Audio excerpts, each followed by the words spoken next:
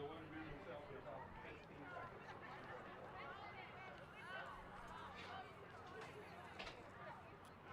afternoon, ladies and gentlemen, and welcome to French Johnson Field at historic Northcutt Stadium in the heart of Marietta and home of our Blue Devils for today's triple header flag football game between the Hillgrove Hawks, the Lassiter Trojans, and the Marietta Blue Devils.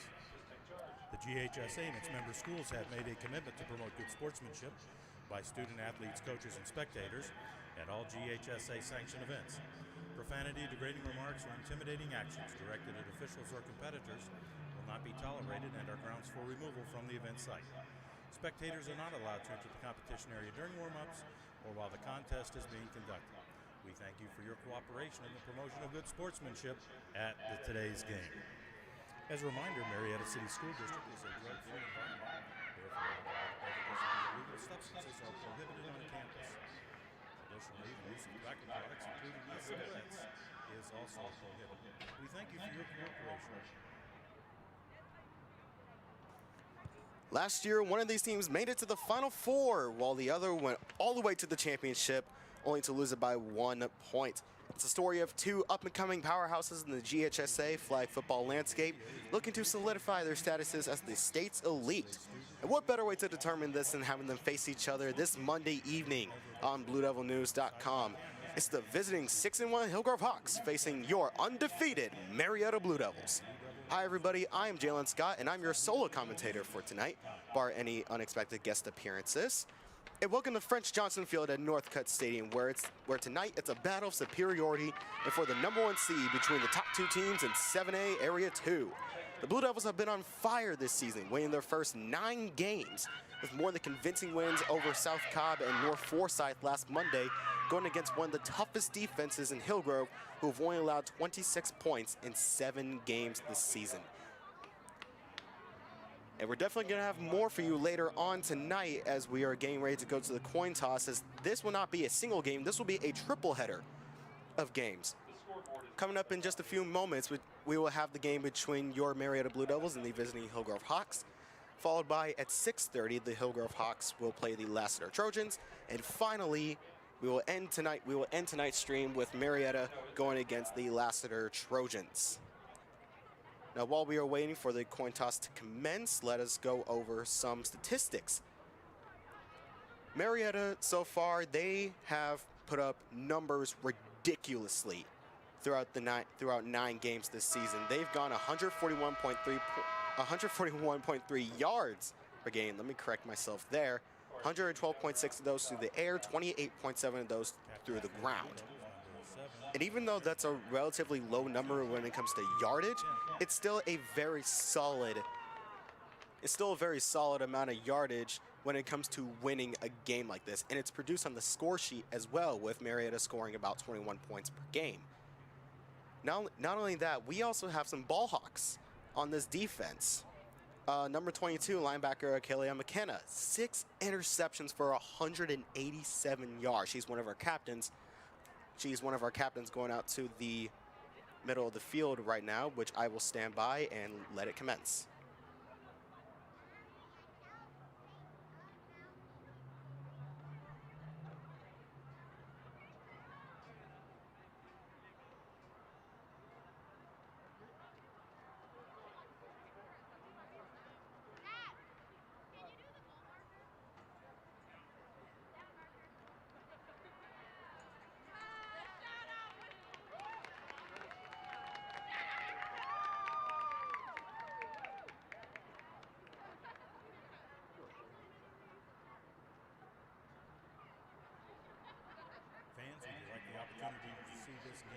Close and personal along the field. We need one volunteer to run the down marker.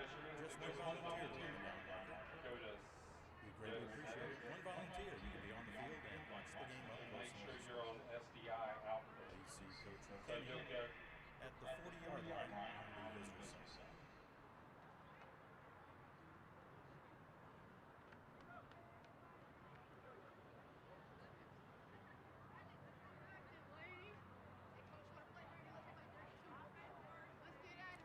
All right, following the coin toss, what I was talking about just a minute ago, number 22, linebacker Kalia McKenna, 6 interceptions for 187 yards. The most on this team so far. 6 picks in 9 games. I know I'm only talking to myself here, but even I find that insane. And 41 solo tackles as well, the most on this Marietta roster so far. And that's not to discredit the rest of the girls. They've been putting in the work. They've been contributing to the overall success of this program, both on the offensive and defensive side. And it's really going to be put to the test tonight against arguably one of the strongest defenses in GHSA flag football in the Hillgrove Hawks. Like I mentioned before, only 27 points in 6 games. And to counter that, they've scored 146. That's a differential of plus 120, which is a little bit less than Marietta's, which is 296 for, 166 against. Score differential of 130.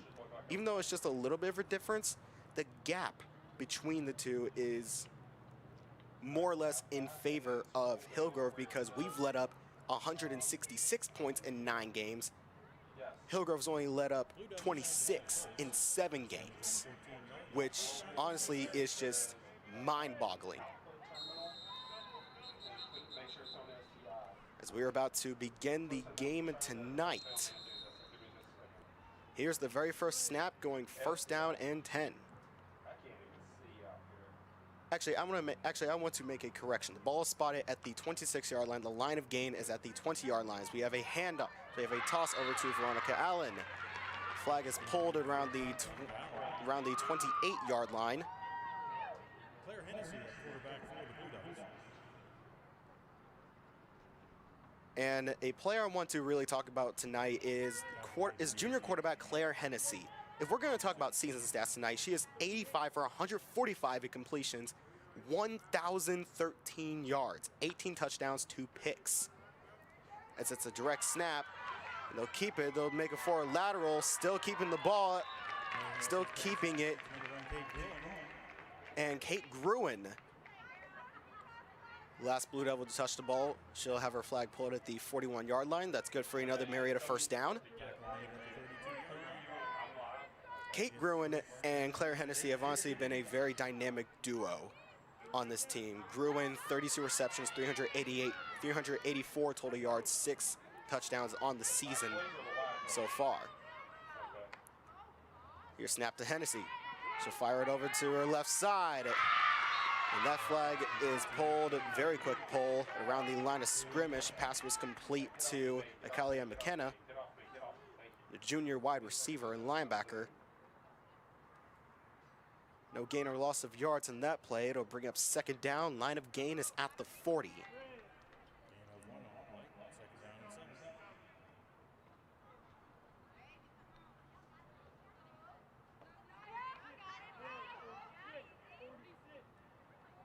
It's Coach Nick Hustalakis giving the play calls.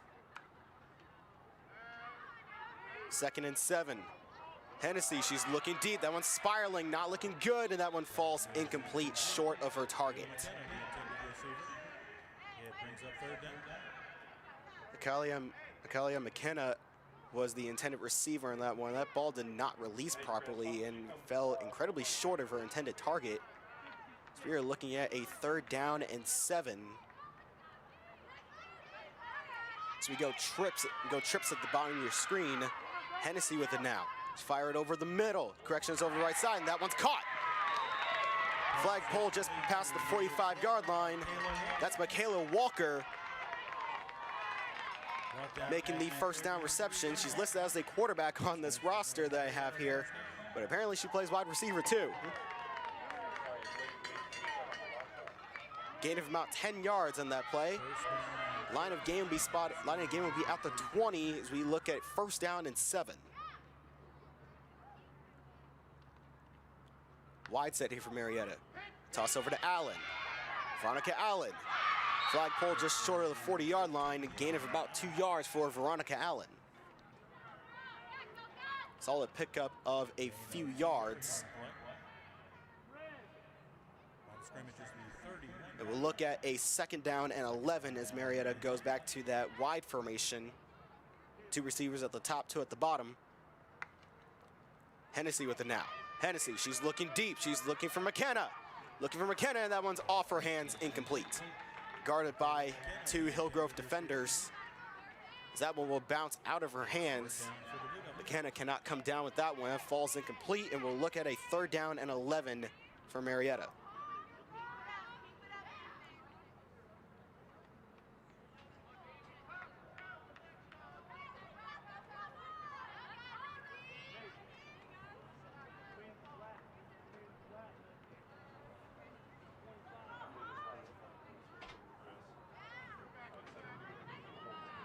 It's 3rd down and 11. McKenna is the lone receiver at the bottom. 2 receivers at the top. Hillgrove's bring in 2 rushers. They've got the pressure. They'll toss off to Michaela Walker. Pass is complete to number 12. And she'll have her flag pulled just past the 35-yard line. Ball will be spotted at the 34, it looks like. Tackle made at the 26-yard line.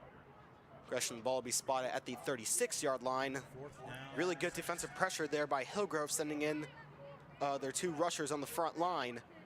Had to make the quick dump off to Walker to force a 4th down and 6 in the first half. In the first 5 minutes of the first half, let me be clear.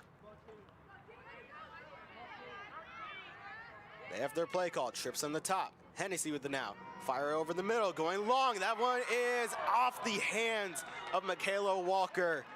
Just could not come down with that one, as that will result in a early 3 and out for the Blue Devils. They'll turn it over at the 26-yard line. First down and 6.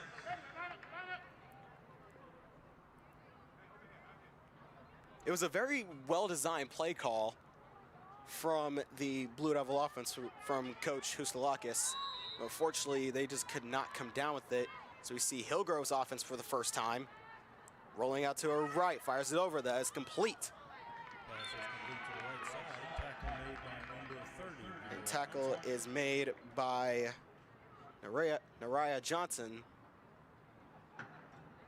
Gain of about a few yards in that play. Gain of 8 yards on the play. First down and 17. Scrimmages the 23. Gain of 8 yards. That's good enough for the first down. Line of gain is at the 40. Quarterback with the ball. She's looking for a target, going over to her right side, and that one's complete. Pass is complete over the middle. And it's Mariah Johnson again on the tackle for the Blue Devils. Solid pickup of about 7 or 8 yards in that play. Ball be spotted at the 42-yard line. 2nd down and 8. Gain of 9 yards on the play. 2nd down and 8. And I do want to apologize. I do not have a Hillgrove roster available with me right now, so I will be referring to these Hillgrove players by number. Off the snap, we have a flag in the play. It's going to be a false start against Hillgrove. Very simple 5 yards for you can't do that. So the ball will be backed up to the 37-yard line, making it a 2nd down and 13. Line of scrimmage will be the 27-yard line. 2nd down and 13.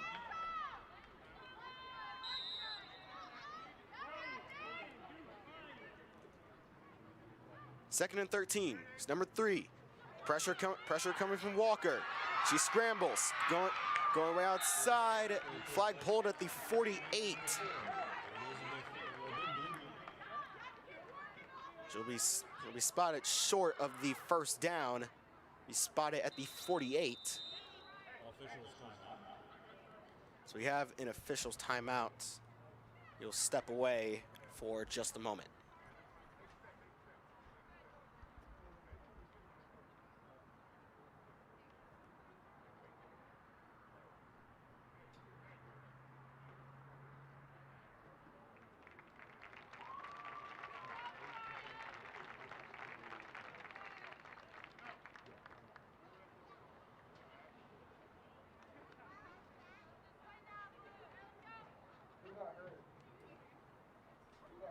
All right, welcome back, everyone. I had failed to mention earlier that the field is shortened by 10 yards, so it's only an 80-yard playing field. I apologize for that. As Hillgrove will elect to take their first timeout, 12:05 left to go in the first half. Score is tied, 0-0.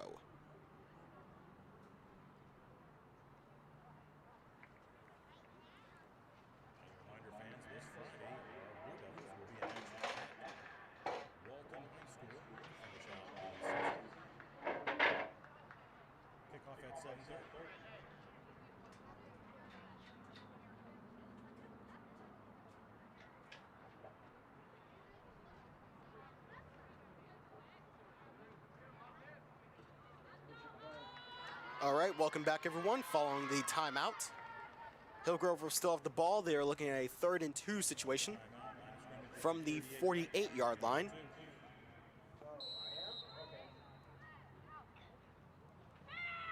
Here's the snap.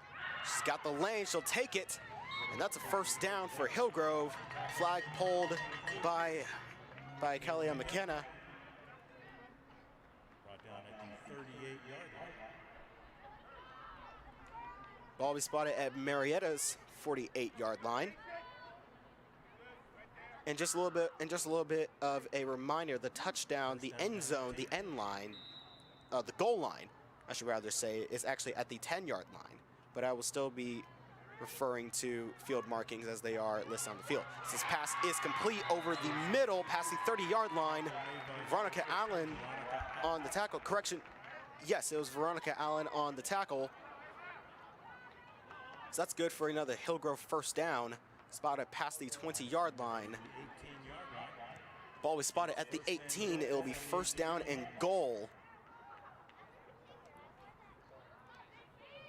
Veronica Allen on the tackle. She's a very good defender at her position at free safety.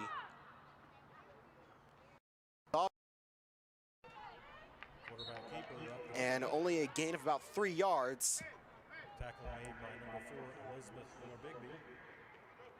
Tackle made by number 4, Elizabeth O. Valeria Bigby, junior defensive back and linebacker. As Hillgrove will elect to go for a spread set, all 5 receivers out. Quarterback will keep it, and she'll just run with it. And it's Akelia McKenna on the tackle for the Blue Devils. Gain of a few yards, but not really enough to drive forward and make a push towards the end zones. They have 12 to the goal line. They're looking at a 3rd and goal situation from the 12. But if they don't convert, Marietta will be deep in their own territory. Here's the motion over for number 16. 4 receivers stacked on the right side.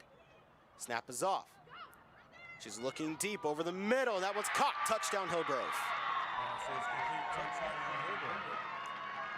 Hawks score on their opening drive 10 minutes into the first half. That'll give Hillgrove a very early, well, not exactly early, but halfway into the first half, 6-0 lead.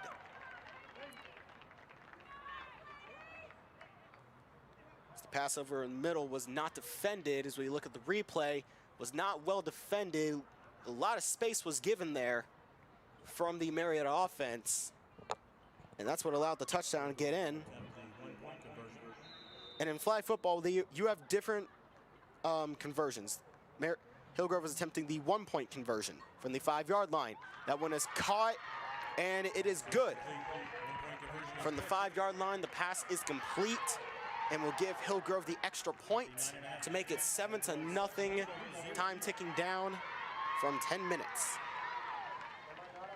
Hillgrove with the very early points on the board. Marietta's defense kind of letting that passing game really get to them as Coach Hustalakis talks it over with this team. So Marietta will get the ball back at the 24-yard line. Line of gain is at the 30. Hennessy with it now. Quick screen pass over the Gruen. She slips and slips and falls at about the 27-yard line. She'll make a gain of about 3. Ball will be spotted at the 27. Gain of 3. Second down and 3.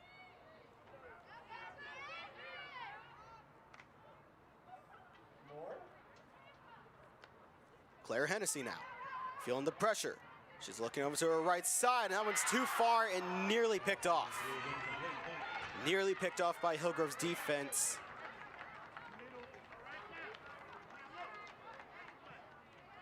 She was looking for Michaela Walker,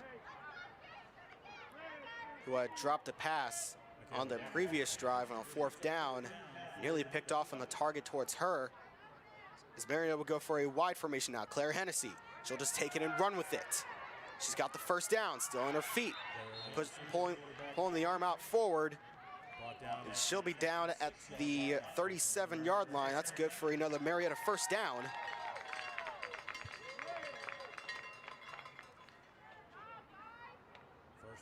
Very solid pickup of yards there. Really good decision there by the junior quarterback. As now Marietta will go for their wide set again. 2 receivers at the top and bottom. Hennessy with it now. There, Hennessy. She's trying to look deep. And that flag is pulled in the backfield. That'll be counted as a sack for the Hillgrove defense. Flag pulled at the 32-yard line. Loss of about 4 yards. That'll result in a 2nd down and 17 line of gain at the 50. She's trying to look for Kate Gruen all the way down the field, but her targets were covered. She didn't have them. So you look at the Zaxby's instant replay. See Hennessy.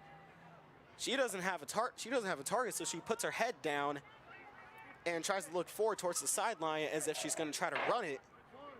But she holds on to it too long, and that's what led to the sack. There's a trips formation now. Hennessy, blocked there by Allen. Hennessy, she'll float it up. And that one is intercepted. Intended receiver was Michaela Walker. As that pass is picked off by number 22 for the Hillgrove defense. That is a very early unforced turnover from the Marietta offense. As Claire Hennessy tried to float that ball on over to Michaela Walker. It is intercepted just behind her by the lurking free safety, and it happened. Hillgrove is back on offense now. Quick pass over, and she can't get that one off as the pressure was coming in quickly from the Marietta defense. They'll bring up a 2nd down and 5.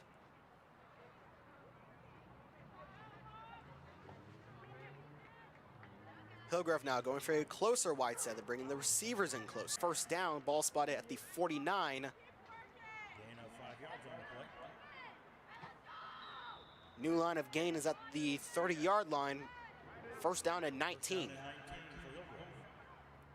They're going for an empty set. Quarterback's rolling out to her right. That one is caught. Caught over the right side. Harper Manjin made the tackle for the Blue Devils. Solid 4-yard gain there. Brought down at the 30. As it is nullify the extra point attempt. And with 49 seconds left to go in the first half, your score is Hillgrove 13, Marietta 0. Line of scrimmage will be the 14-yard line. First down and Now Marietta just has to execute. They just have to execute on these next few drives. They got to be able to continually push the yards, push the pace, and keep the sticks moving. If they're gonna begin a comeback. So go for a trip set. Hennessy fires it on over to Michaela Walker, and flag will be pulled at the 30-yard line. They'll spot correction. They will spot her flagpole at the 28, at the 29-yard line. 2nd and 1. Line of gain is at the 30. Wide set. Hennessy trying to evade the tackle. Tries to give that one to Allen. Just could not get a hold of that ball, could not clamp her hands down on it. That result in a 3rd down and 1.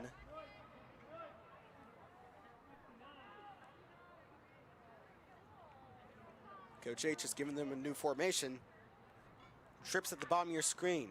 Hennessy spins around, gives that one to Gruen. Kate Gruen. And the flag will be pulled at the 30-yard line, which is good for a Marietta 1st down. Gain of 1 yard. That's good for Marietta 1st down. New line of gain will be at the 50-yard line. Trips at the bottom of your screen. Veronica Allen should move her to the other side. Hennessy. She's looking for a target, and she's sacked in the backfield. At the 24-yard line. The 2nd sack allowed by the Marietta offense, as that will actually bring an end to the 1st half. Heading into a break here for both teams. They head to their respective locker rooms. Your score is Hillgrove 13, Marietta 0. It's a battle between two 7A Area 2 teams. And Hillgrove is taking the lead. Heading into the break and into the 2nd half. We'll be right back.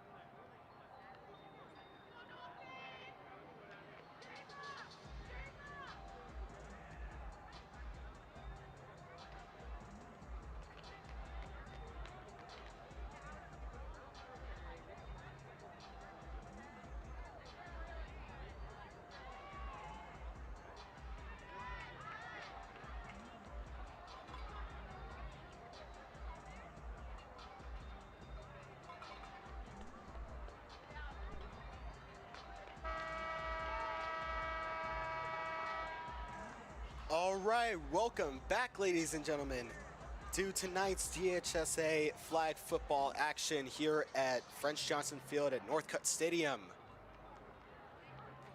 First half between the Hillgrove Hawks and your Blue Devils has concluded. Heading into the second half, your score is Hillgrove 13, Blue Devils 0. And as the teams went to their respective sidelines, or should I say went to their respective huddles, get their talks from their coaches, Marietta just needs to execute better on defense. Well, I take that back. They need to execute better both offensively and defensively.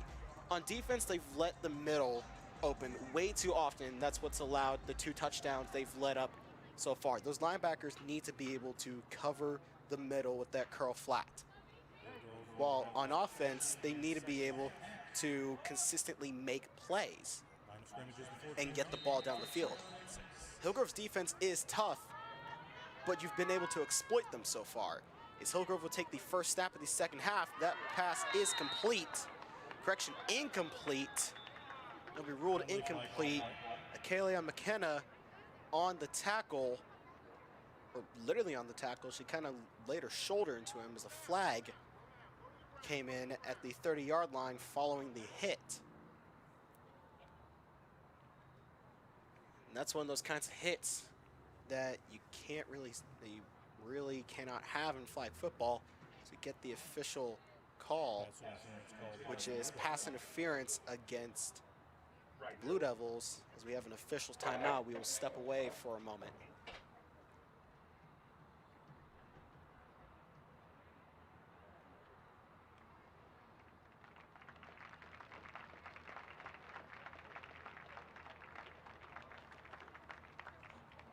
The injured player comes off the field. Their substitute comes in. That penalty was a very unnecessary one to take there by McKenna, as that is a 15-yard penalty. Correction, is a 5-yard penalty in spot of the foul. That's enough for a Hillgrove first down. It'll be 1st and 16, line of gain at the 50.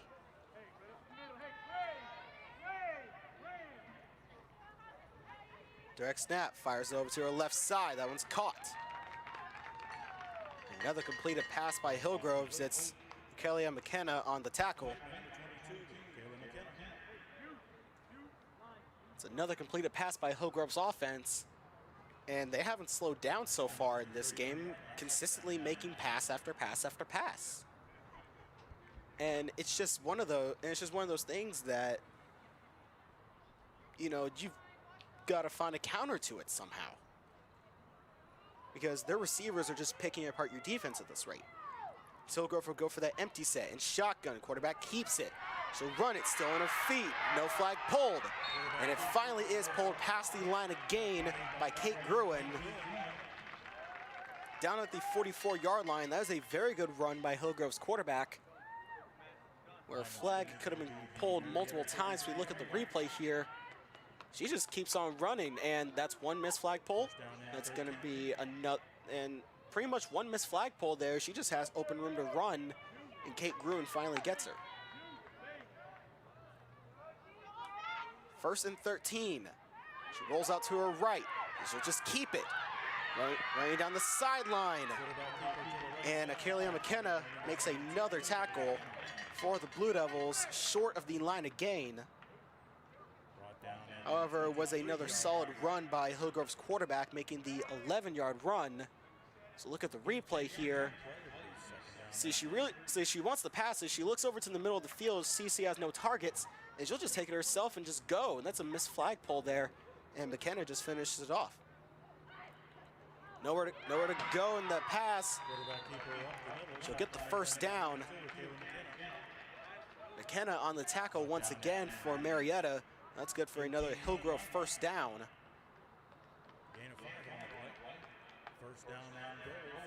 So I think what Hillgrove's proving to us so far, and what they've seemed to have established in the first and second half, is that they're not just going to beat you on the pass, they're going to beat you on the ground as well with their quarterback. She'll fire this over to the right side, and that's complete. Missed flag pull there, and it's finally taken by Elizabeth Oler-Bigby. Brought down at the 11-yard line. Gain of 7 on the play. She'll be down at the 21-yard line. It's 11 yards to the goal line. It's just a reminder, the goal line is the 10-yard line on this field. Quarterback scrambles, still has her flag on, making a few moves, and touchdown Hillgrove. A lot of missed flag pulls there as Hillgrove will notch another 6 points to their total. The quarterback running it in this time off of what may have looked like a broken play that resulted in having her to scramble. And Marietta's interior defense has just been picked apart all day so far. So look at the exact speed instant replay. She looks like she's trying to pass, but makes a move there and just gets by McKenna, makes another spin move, and they just can't grab onto the flag. Bruin can't grab onto it. Here's the 1-point conversion. Pass is complete, and flag is pulled just before the goal line. The extra point will not count. With about 15 and a half minutes left to go in the second half, your score is Hillgrove 19, Marietta 0. That's definitely something you really aren't expecting to see from this Marietta team, both on offense and defense, because they've been proven to put up the points, but also been able to shut down opposing offenses as well. But Hillgrove has just been suffocating all game so far. So here's Kate Hennessy. She has 1 interception tonight. Kate Hennessy, she'll take it. She has an open lane. She'll take it and run. And her flag is pulled at about the 33-yard line. It's good for a first down. Ball was spotted at the 34. Kate Hennessy with the first down run. Kate Hennessy, design quarterback run. She'll take it, trying to bounce outside, looking for a block. And flag is pulled as Layla Perryman tries to set a screen for her, but it's kind of hard to set a screen when you got 3 Hillgrove defenders surrounding the one person who's making the pick. As we now look at a second down and 15.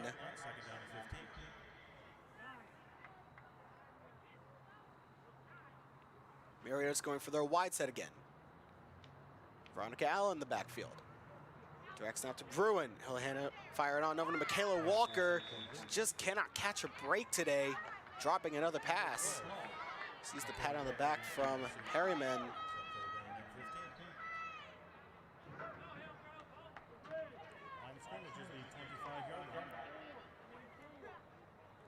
Really wasn't too good defense there from the defensive backs, but Michaela Walker has not been able to come down with a pass so far, except in the first half.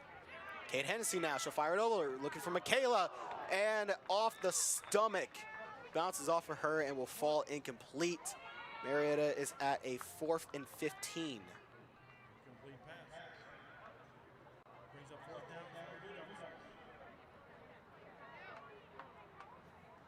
It's definitely been an unlucky day for Walker.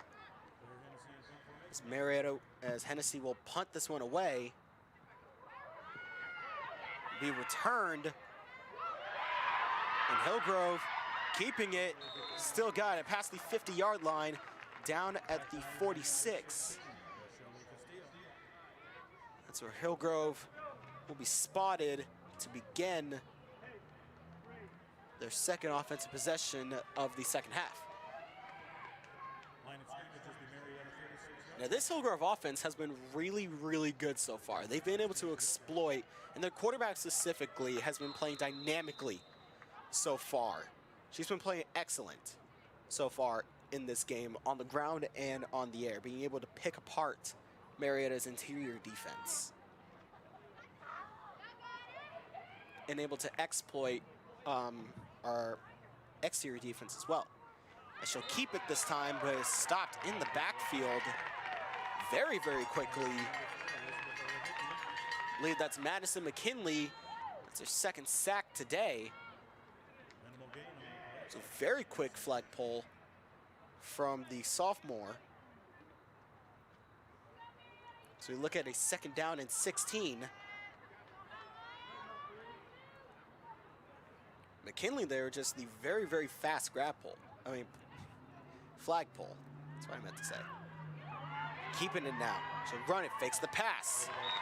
And flag pulled just past the 45 by Harper Mangine. Pick up a 3 yards in that play. And Hillgrove is faced with a 3rd down and 13. They've converted 2 of these so far today, all 4 first downs. Empty set. Pressure coming. Fires off over the middle. That one's complete. And it's Akelia McKenna on the tackle. Short of the 1st down. Ball be spotted at the 36-yard line. Correction, the 37-yard line. 7 to the line again. So we look at the Zaxby's instant replay. Pressure is coming there from McKinley, so she just dumps it off to her first available target. It's a very fast flagpole from McKenna as we have a flag on the field. The penalty is a false start against Hillgrove. It's a lucky break for Marietta as Hillgrove has converted on their 3rd and 4th downs, all their 3rd and 4th downs so far today. So now Hillgrove has got to try a 4th down conversion at the 42-yard line, 4th down and 12.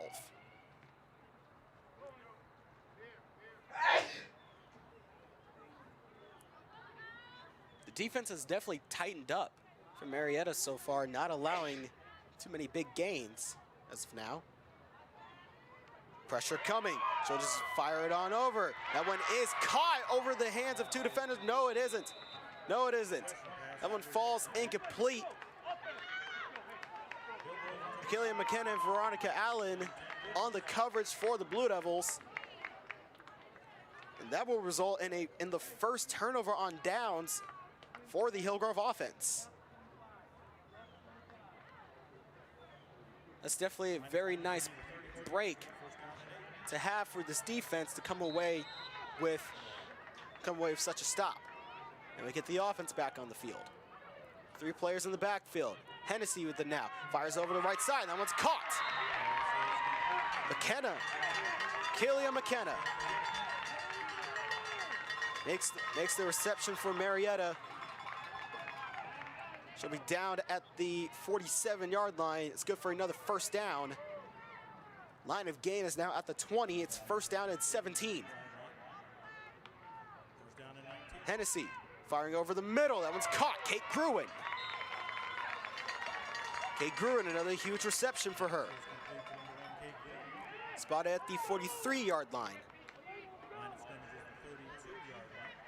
Solid gain of yards there for Marietta. So they go no tempo. So go quick tempo. Fires over to Michaela Walker. Her first catch today. Correction, her 2nd catch today. She has her flag pulled just past the 35-yard line. As we have a timeout, Hillgrove will take a timeout to kind of slow down Marietta's momentum.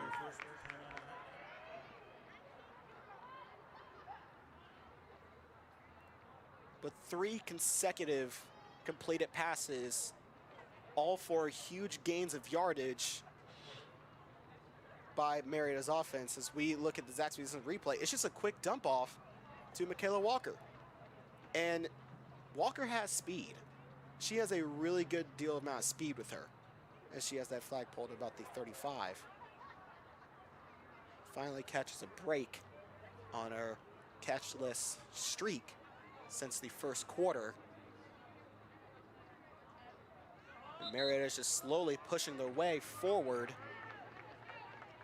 inching their way towards each line of gain they have, as we now look at a 3rd down and 4 for the Blue Devils. Hennessy, pass over to Michaela Walker. Michaela Walker completed. fighting through multiple defenders. And we got 2 flags coming in on a hit on Walker. Rather illegal hit on Walker. That's going to get flagged.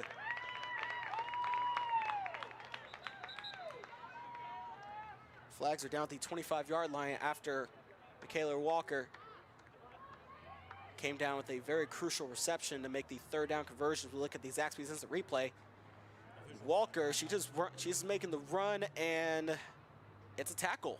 That's a legitimate tackle. It's not a flagpole, it's a legitimate tackle, which is illegal in flag football. Number 8 there for Hillgrove will be the offending player that will likely result in a 10 or 15-yard penalty here in Hillgrove. So we get the official call. Penalty is a personal foul against Hillgrove on the hit, or correction, on the tackle, the actual tackle, which you cannot do. So get a look at where the ball is spotted now after the foul. It is half the distance to the goal line. Ball will be spotted at the 18-yard line. 1st and goal from the 8 following the penalty. So they are looking to get a reset on the clock here.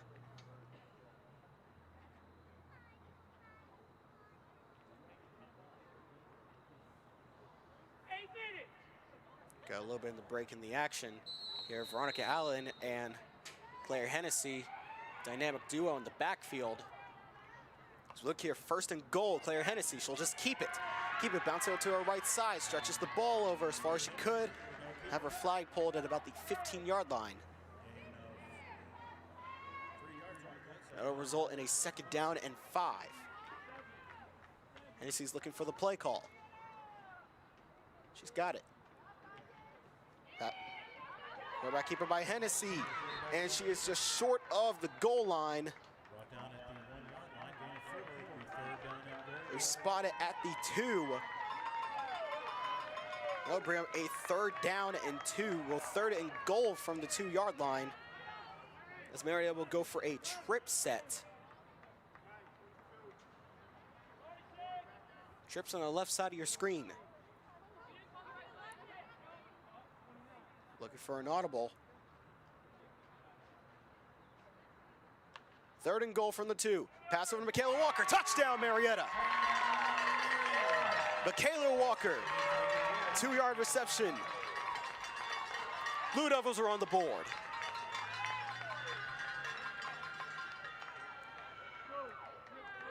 Number 12, Michaela Walker,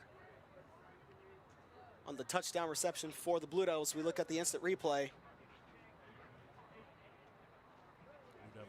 And Michaela Walker, she comes away with a very crucial pass. Pass over the middle, that one falls incomplete. The extra point attempt will be no good.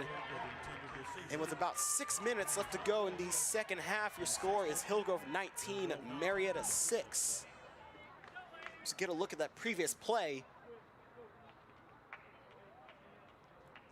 See, Claire Hennessy, she's looking to take this in herself, but it falls just short. Now the play right after, immediately the play right after, she makes the pass over to Michaela Walker, who has her first touchdown of the game. So we look at the instant replay.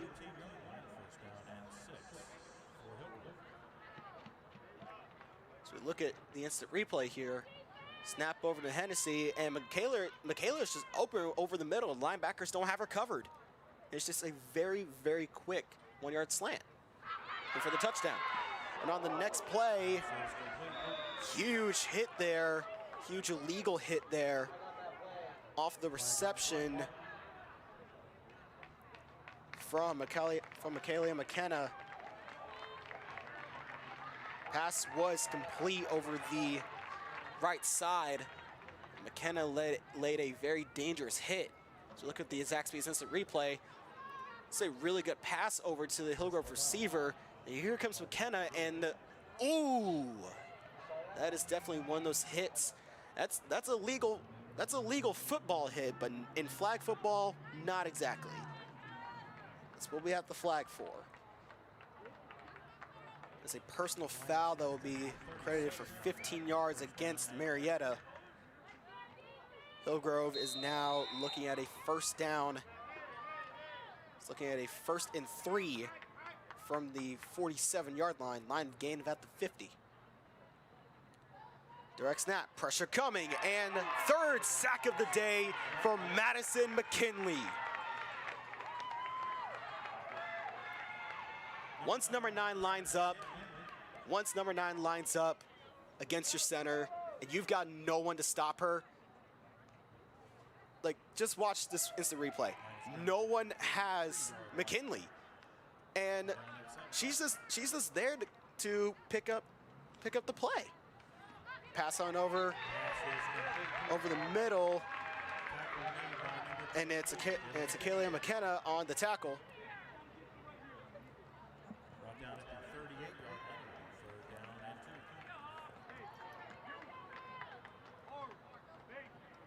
So look at a 3rd down and 2 for Hillgrove. They go empty set again.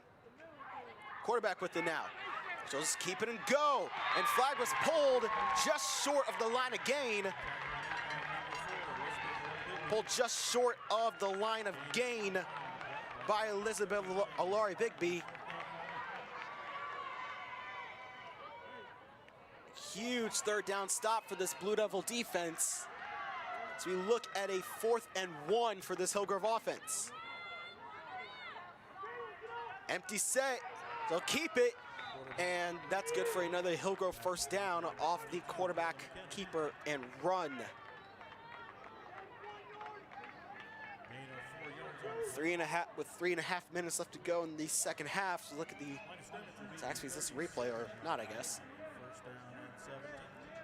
They'll push the line again all the way to the 30-yard line. Ball will be spotted at the 47. 1st and 10 Hawks. So they go for a trip set.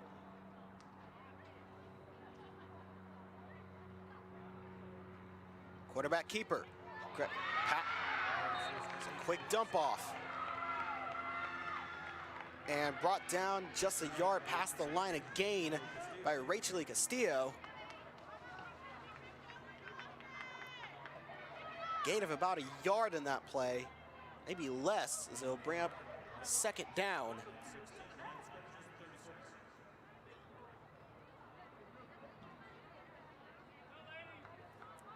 So look at the Zaxby's instant replay. Hillgrove's quarterback will just keep it and just make the quick toss, only for Castillo to be right there when it happens. Hillgrove now going for a trip set at the bottom of your screen. Quarterback keeper, same exact play as before, except she's got a lane, bouncing off to the outside. Kate Gruen on the tackle, just short of the line of gain. Flag pulled at the 32-yard line. Really solid pull there by Kate Gruen, stopping the 1st down. 2 minutes left to go. So look at the Zaxby's instant replay. It's the same exact play, except she has a lane to bounce out to, and picks up a lot of yards before Gruen finally takes the flag. Now we're looking at a 3rd and 3 situation for this Hillgrove offense. They have not converted their last 2. Pass on over to the left side. It's complete. Flag still on, and McKenna on the tackle. It's good for another Hillgrove first down, spotted at the 26-yard line. Let's look at these Zaxby's instant replay, or not. Just over a minute left to go in this one. Hillgrove definitely has more than enough insurance with a 19-6 lead. So both teams will go to their respective huddles for a quick timeout. So get a look here at the previous play. And you think it's going to be the same play as before, except the quarterback turns back around, dumps it off to her left side, and missed flagpole right there. And another one right there, and she just has open lane. No, correction, it was pulled on the second attempt. But regardless, it was still enough to move the box for the first down. This has been a very solid offensive showcase from the Hillgrove Hawks. So far, they've played their game the way they needed to in order to secure a win against one of their biggest rivals in Georgia. In Georgia, frankly, other than, you know, the other Powder Springs team. The quick toss, and that flag is pulled at about the line of scrimmage by Rachel Castillo. Marietta will take a timeout. 53 seconds left to go in the second half. But as I was just saying, Hillgrove has definitely played their game on the offensive and defensive side of the ball to really play to win, to, you know, take down one of their strongest opponents. And not just their own region, but in Georgia flag football in general. Marietta is one of the strongest teams right now. They are a legit powerhouse, you know, going 9-0. And Hillgrove coming in 6-1. Obviously, they've had less experience, but they knew how to put games away. They knew how to quickly put games away and not let their opposition back into it. And that's exactly what they've done tonight. It's a 13-point deficit for the Blue Devils. 2nd and 16. It's going to look over the middle, looking deep, and that one's caught. And they're going to call that her flag was pulled literally inches from the goal line.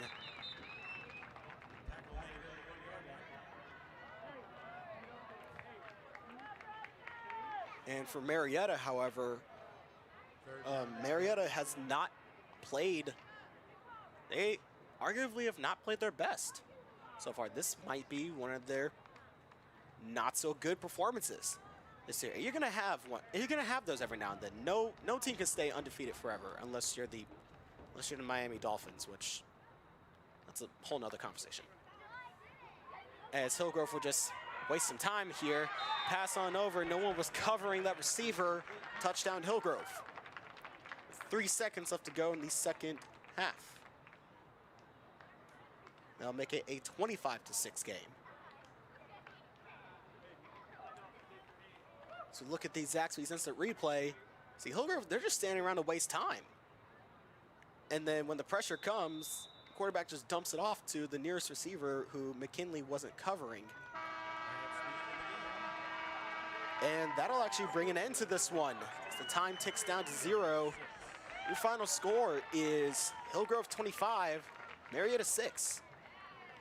So Blue Devils fall to 9-1. Hillgrove now moves up 7-1. 3 more games left to go for each of these teams. One of those we play later on tonight. So you got the high five line. It's definitely something really cool to see. Hillgrove comes away with the win. Hillgrove comes away with the win in this one. They played solidly. They played like a complete team. They didn't lack on offense or defense. And it was more than enough to come away with a very convincing win against arguably one of the better teams in the league. And that'll do it. And that'll do it for the first game. We still have 2 more left to go.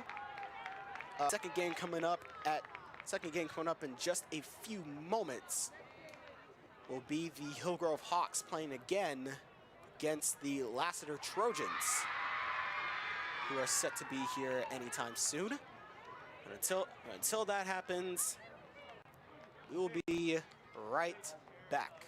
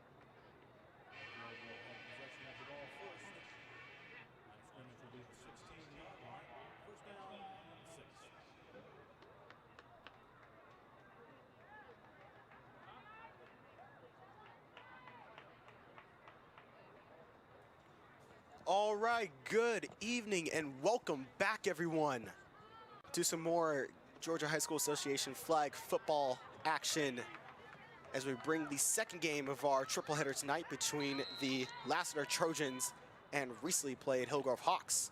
Hillgrove has the ball. They will start first. They give the quick toss. A solid gain there. Solid gain of about 10 yards. And that play to open up the second game. And as I mentioned on the first game today in my little opening statement, I would be your solo commentator. I'm Jalen Scott, by the way, bar any unexpected guest appearances. Well, somebody decided to join me today. I would like to formally introduce Kylan Scott, my little brother, and Marietta 6th grade academy football player. Marietta 6th grade academy football player and former flag football player Kylan Scott. Go ahead and introduce yourself, Kai. That was a good pass by the quarterback right there. Good yardage right there. That will bring a first down, and there's a flag on the play right now. As you can hear, Kylan, this is his first time on the mic calling a football game. He's in 6th grade, and he's getting the opportunity to do this, which I think is really cool. What do you think about that? You think that's pretty cool? Yeah, usually 6th graders don't have this chance to do this, so I'm really excited to be here. Don't you guys have like a news program or something, like a morning news show? Yes, but I'm not in that. You're not in that. All right. Well, I was. So we look at a first down and 25. Hillgrove jumps way offside on that one, and that'll be encroachment on the defense. Anyways, for tonight's game, I will be your main play-by-play caller. Kylan will be your color commentary for today. He knows football, and he's passionate about football as much as I am, and it's so exciting to have him on. Frankly, I know this is probably very nerve-wracking for you, but as we look at a first down and 20 here for Hillgrove. Number 3 She'll launch this one deep, and that one's caught. That one's caught by number 22. She had 2 touchdowns in the previous game against Marietta. Huge pickup of 20 yards, correction, about 25 yards. It's ball we spotted at the 25-yard line. First and goal from the 15s. We look at the Zaxby's. This is a replay. Nice catch by number 22. Way to get down with the ball and catch it. That is a nice catch by number 22. Good job. So we look here at a first down and 15. She scrambles, looking for a target, looking deep, and touchdown. It is caught. Touchdown Hillgrove. Hot. Really huge early touchdown here to get established here from this Hillgrove offense. Just 3 minutes, just a little under 3 minutes. This one, number 22, coming down with a crucial reception. As we look at the Zaxby's instant replay. That is another good catch by number 22 already in this amazing game so far. I think Hillgrove has found their main target so far. 2 catches, 2 big catches for Hillgrove's offense. Way to catch that over a defender too. Now as Hillgrove converted on their extra point conversion, the 5-yard line, they take a very early 7-0 lead over the Lassiter Trojans. Which, speaking of Lassiter, coming into this one, they're 3-1. Coming into this one, they're 3-1, 2-1 in their area. They're in Area 2 as well, along with Marietta and Hillgrove. They currently have more points against than they do points for, with 42 to 47. That's a score differential of -5. Not exactly the best to have coming into this one against a white-hot Hillgrove Hawks team. So we look here, 1st and 6. First time we get to see Lassiter's offense. So that pass is complete to Alonzo Lucas. Only about a 1-yard gain on that catch. They ran a trips offense right there. we need to see if that will work for them in this game. And it seems like it manages a gain of 2 yards. First pass is completed to the sophomore Alonzo Lucas.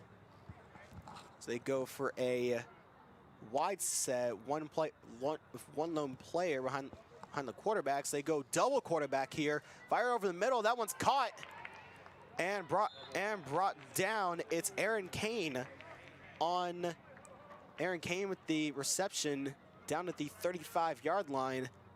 A really clever double quarterback play there. That is a nice catch by number 8 to get an 8-yard gain right there. That was a nice play to do the double quarterback right there. That was really smart. I didn't think the Hillgrove saw that coming. I think that was a nice play. So we look here, first down and 15. Line of gain is at the 50-yard line. Looks like they're going to try another double quarterback formation. And except they don't give it back to a quarterback, but they give it to number 17, Emma Rose, senior wide receiver. Makes a very solid pickup of about 13 yards. Spot the ball at the 48-yard line and bring up 2nd and 2. Zaxby's instant replay, she automatically went off. And when it's flag football, you need to make sure you have a tight grip on that flag to make sure you pull it off, because that can get some big yardage if you don't pull it off fast enough. 2nd and 2, wide set. They go double quarterback again. The pressure is coming, and that is counted as a sack.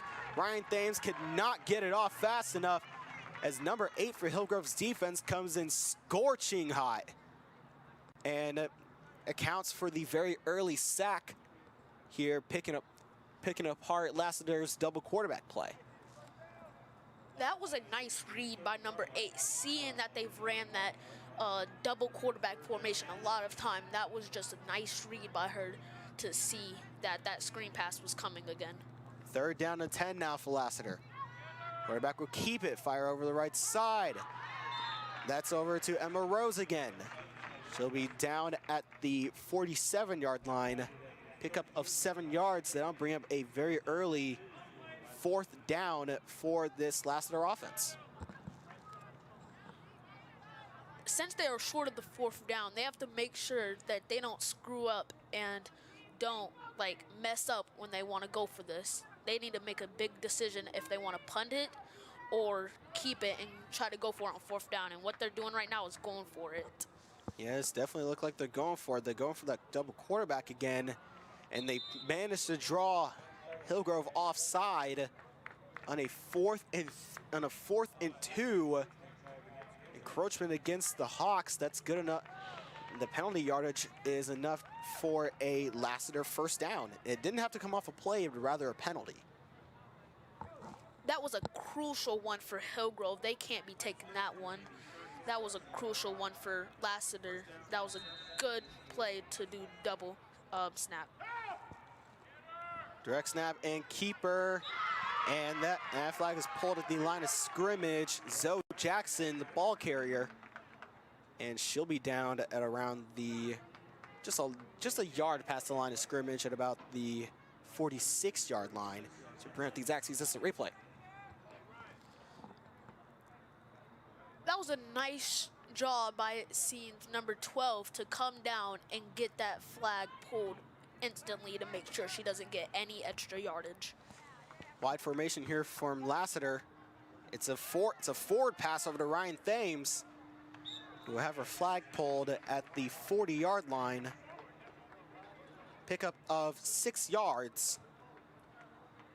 And that'll result in a 3rd down and 11 here for this Lassiter offense. They did not convert in their previous 3rd down. Rather, they had to go to 4th to pick up another fresh set. Have it being flag football, you need to make sure you get big chunks of yardage instead of little yardage, since the ball to go is way longer than it is in tackle football. So you need to make sure you get big chunk yardage. Quarterback is keeping it, looking for a target, and not exactly the best throw there. Over to Samantha Whitley, the junior wide receiver.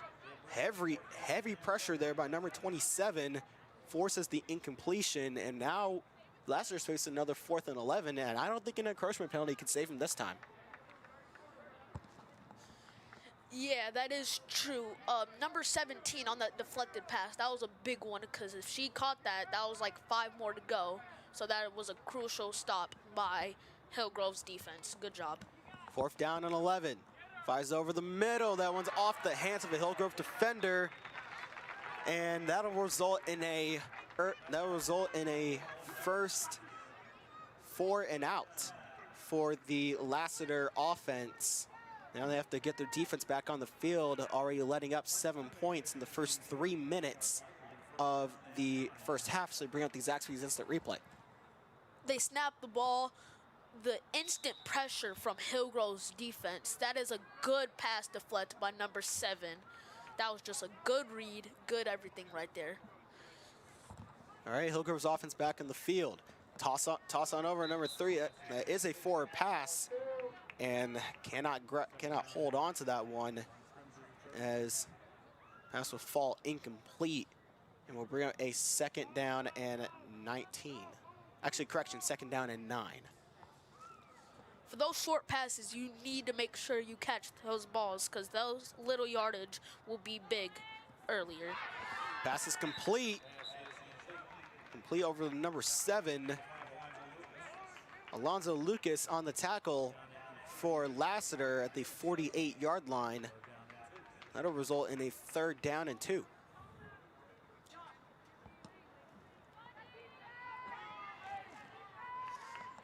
Have it being 3rd down and 2, you need to make sure that it doesn't go to 4th down. Because if it goes to 4th down, that is a big risky play you have to do. So you have to make sure. Looks like they're doing an I formation right now, and it is a failed snap. So they get the chance to redo. They get the correction. That will count as a dead ball. That brings up a very early 4th down on a botched snap. Hillgrove was very proficient on 4th down conversions against Marietta as they go for that empty set. Just looking deep, looking for a man downfield, and that one is intercepted. Intercepted by number 23, Ava Joyner. On a 4th down and 2, Hillgrove decided to gamble, and it backfired horribly, as that's Hillgrove's 2nd interception. Correction, the 1st interception tonight. That was a huge interception by Lassiter's defense. Here comes the Zaxby's instant replay. Number 3 drops back, throws the ball. And it's a jump ball 50-50. And number 23 on Lassiter's defense comes down with it. That is a really nice play by Lassiter's defense. Very odd formation here from Lassiter. Fakes the pass. He's going to keep going. No one grabbed her flag. Zoe Jackson still on the run. Tries to make a few moves to evade some defenders, but cannot get past the 3 defenders she had in front of her. Not exactly a fair matchup when you're going 3 against 1, is it? No, it is not. So in flag football, the key is if you already get past a defender, you need to make sure you go upfield instead of going side to side. Getting yard in this flag football game is really important. You can't go side by side. You need to get yardage. Need to move upfield instead of going side to side. That's very applicable for tackle football too. Very quick pass here to Emma Rose. Goes off target. They'll bring up a 3rd down and 7. That was just a failed pass by the quarterback and just a failed catching by the center. You need to make sure you run for that ball and make sure it falls in your hands. Pass is complete over to the left side, and flag is pulled just short of the line of gain. As we look at another 4th down situation here, 4th and 2 situation here for the Lassiter offense. Now haven't we been here before? Yes, and it resulted in a interception. So Lassiter needs to make sure they don't make the same mistake Hillgrove did, and it looks like they're going for it. No, it didn't end in an interception. It ended in a 4 and out on the following 1st and 10, on the following set of plays. Double quarterback play again from Lassiter, fired over the middle and just up and over the hands of Emma Rose. Another 4 and out here for Lassiter. Ball will be spotted at the 49-yard line for Hillgrove's offense come back out. Their last drive, they ended it with an interception on a 4th down and 2. You think they're going to come out and, you know, not do that this time? Maybe. What the coach is looking like, he's planning something up. He wants to make sure the Hillgrove team does not make the same mistake. Like, Hillgrove needs to not make that same mistake again on 4th down and any other down. Can't be doing that. All right, 1st down and 19. Hillgrove's going for a wide set. Moving over the wing back. And we got a flag on the play. And it looks like it will.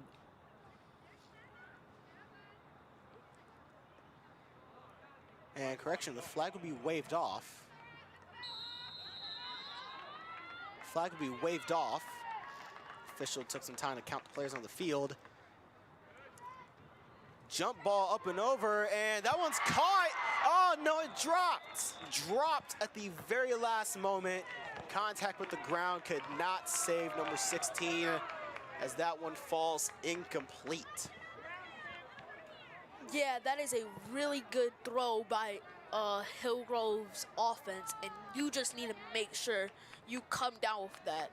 So in this flag football game, I'm pretty sure if there is no fumble, so it's a dead ball if it's a fumble. So if she just came down with that and let it go later, that will be ruled as a complete pass. So you just need to come down with that next time. And you would know because you play receiver, don't you?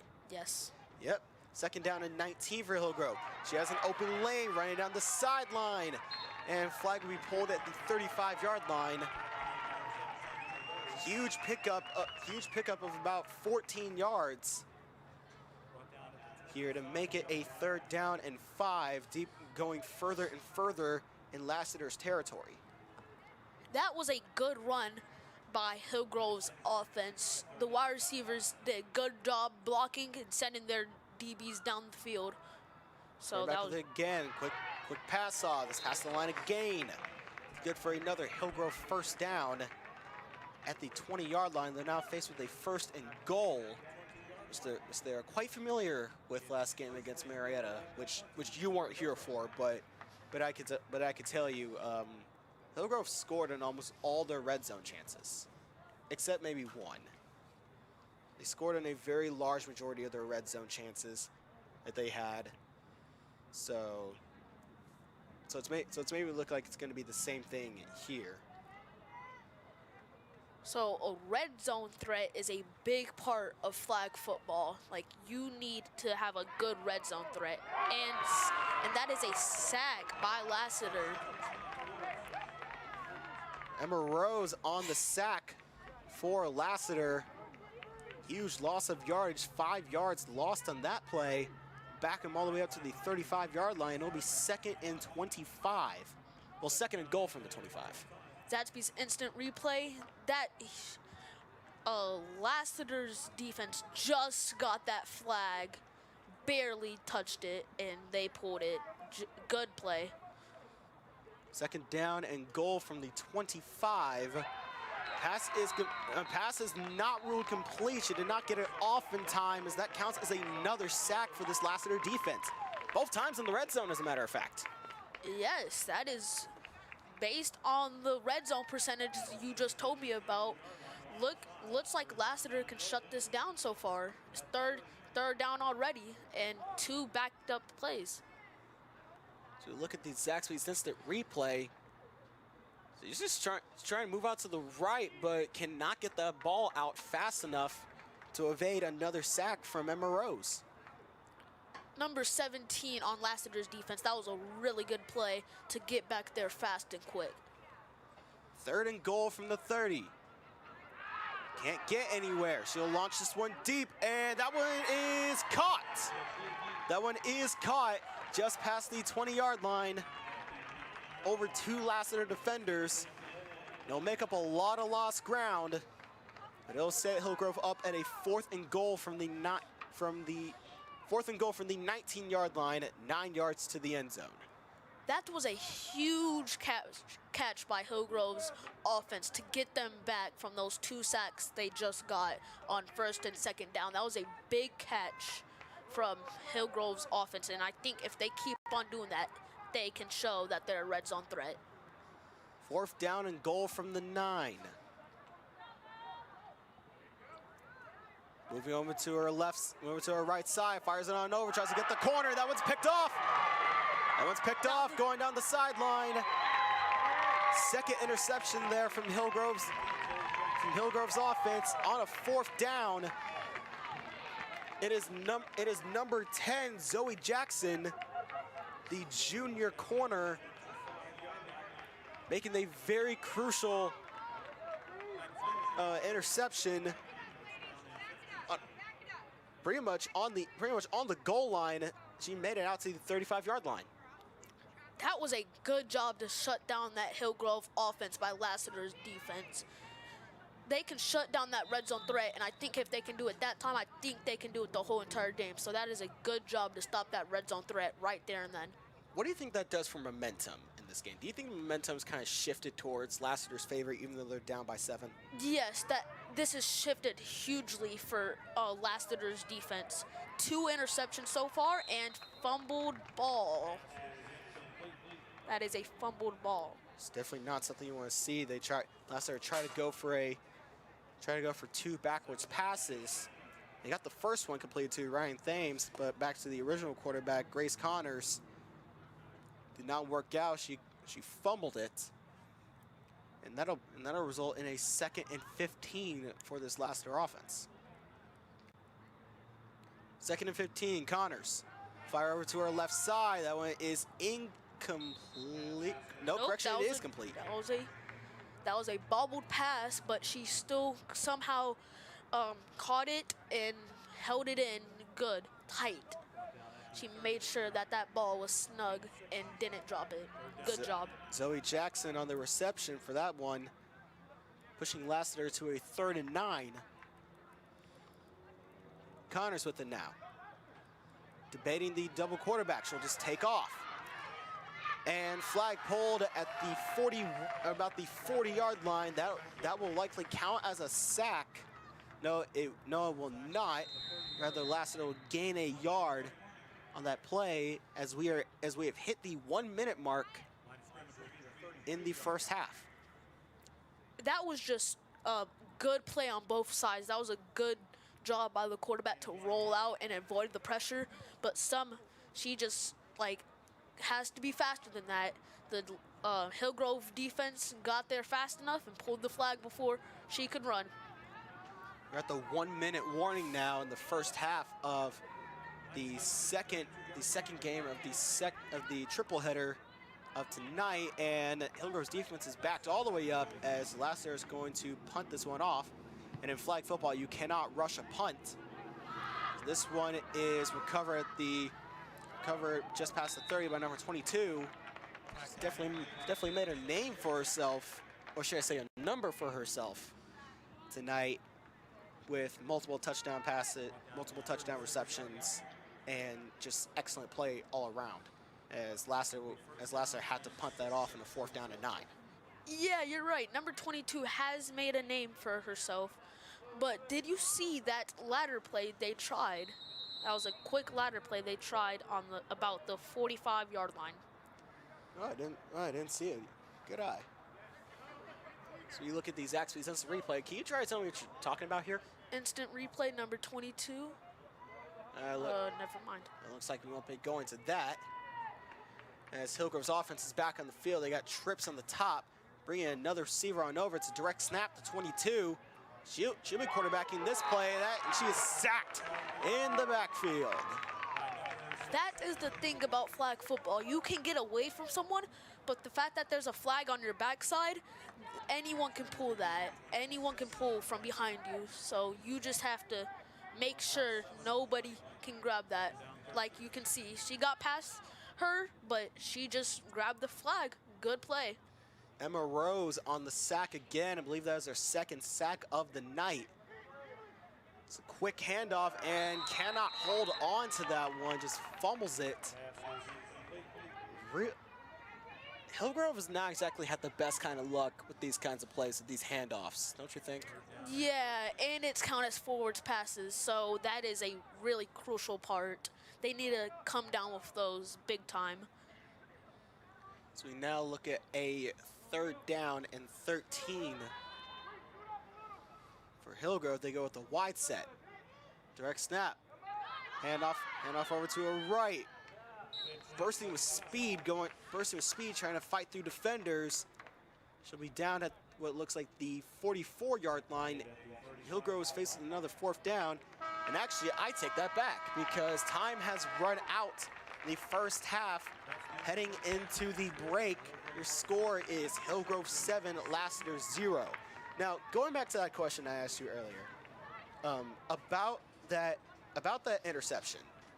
About the interception on the goal line from Lassiter's defense. Even though they weren't able to convert on the next offensive possession, do you think they're going to this halftime with a lot more confidence that they're shutting down one of the most potent offenses in flag football? Do you think they're going to the huddle right now with that sense of confidence? Yes, definitely. That momentum has hugely changed once they got those 2 interceptions. I think the momentum has completely changed despite the score. I think Lassiter will come back and have a huge comeback. I think they can do this if they need. Well, that's of course that's gonna take Hillgrove's offense not exactly functioning right now, and Lassiter's offense to really step it up. But for right now, those questions cannot be answered. We are in the halftime break. We will be back to you in about 4 minutes' time. Get the coach's butt. Get the coach's butt. Get the coach's butt.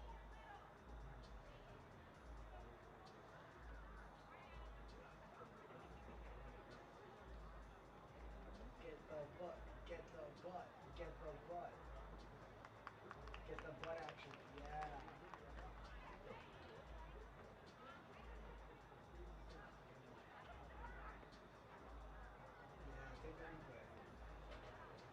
Take the replay. Take the replay. Yeah.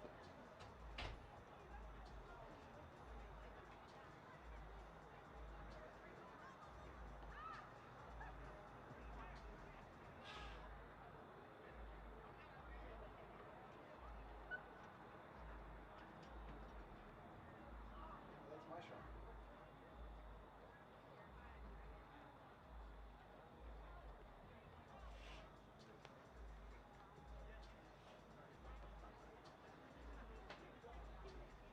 Let's go. Make him be here. Can't you give him the ball? You need to pick the ball. You would. I don't know.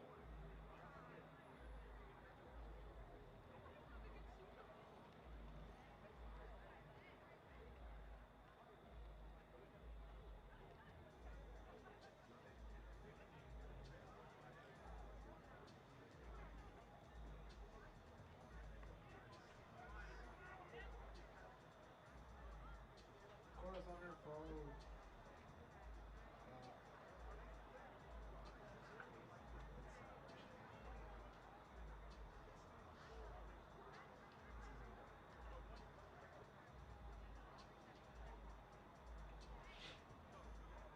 I called that guy.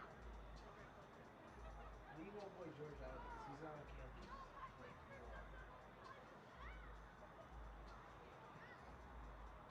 So we're supposed to listen to a rule breaker?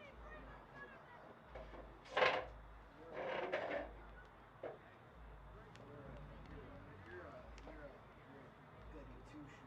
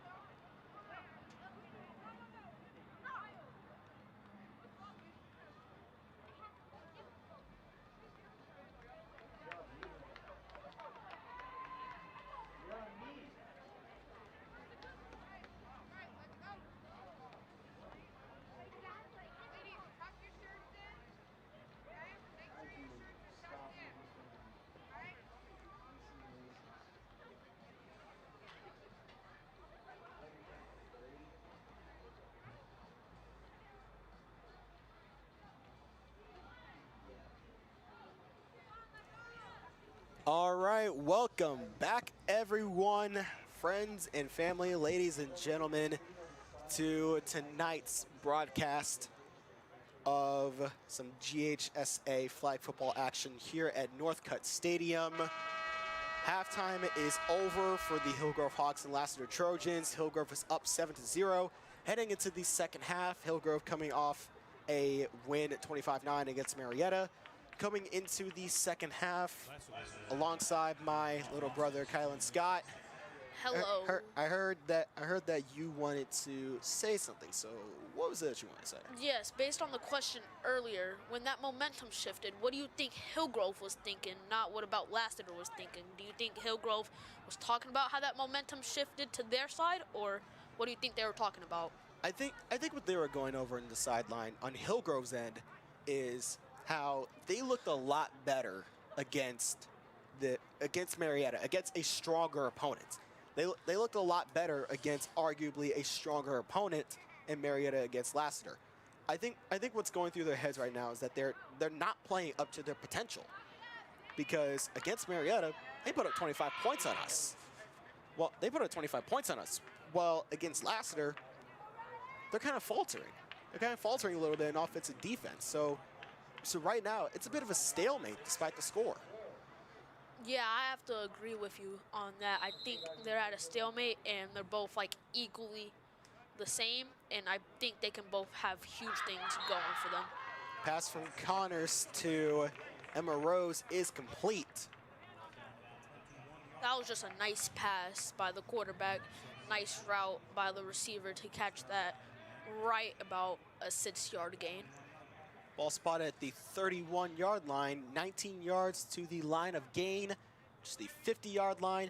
Lassiter is going for the wide set with one play with Ryan Thames at the back. Connors with it now. Make the pass over to Thames. That is a forward pass. Thames trying to avoid the pressure. She does avoid it, avoids the flagpole. And, well, you don't see that every day. Yeah, sadly. Oh wait, no. You don't see that every day. Yeah, not sadly. If you see, Lassiter has ran this formation almost every single drive. How do you think about that? I think it's going to work to some degree, not exactly to how they expect it to. But as Connors gets the ball here, fakes a pass, goes over to Thames. Pressure is coming. Sack is missed. Doesn't know what to do with it. Thames still has it. Flag is still on. And the result of that play would be a 1-yard gain. Ryan Thames just could not figure out what to do with it. Yeah, so when you're running that, you need to just keep on running, no matter if your flag is on or off. In this game, you can't really feel your flag if it's on or off. You just have to go until the whistle blows, because like she did, she stopped before the whistle was blown and her flag wasn't off. She thought it was off and she didn't, and she stopped running. Direct snap. Backwards pass to Julia Allen. That falls incomplete. Ball touched the ground. It is a dead ball. Now Lassiter is faced with a 4th and 16. They're gonna have to punt it away on this one. Like I said earlier, fumbles do not count, so it's a dead ball. So I think that hugely affected Lassiter right there, of them not being able to get a chance to run the ball. Here's Lassiter's punt formation. This is a solid punt here. About maybe 30 yards, returned by number 22. Screen there from number 16, still on her feet. Flag was not pulled till just short of the 50-yard line. Solid return of about 13 yards there from Hillgrove's punt return team. And Hillgrove's offense will come back onto the field. What do you think their mindset is coming into this one?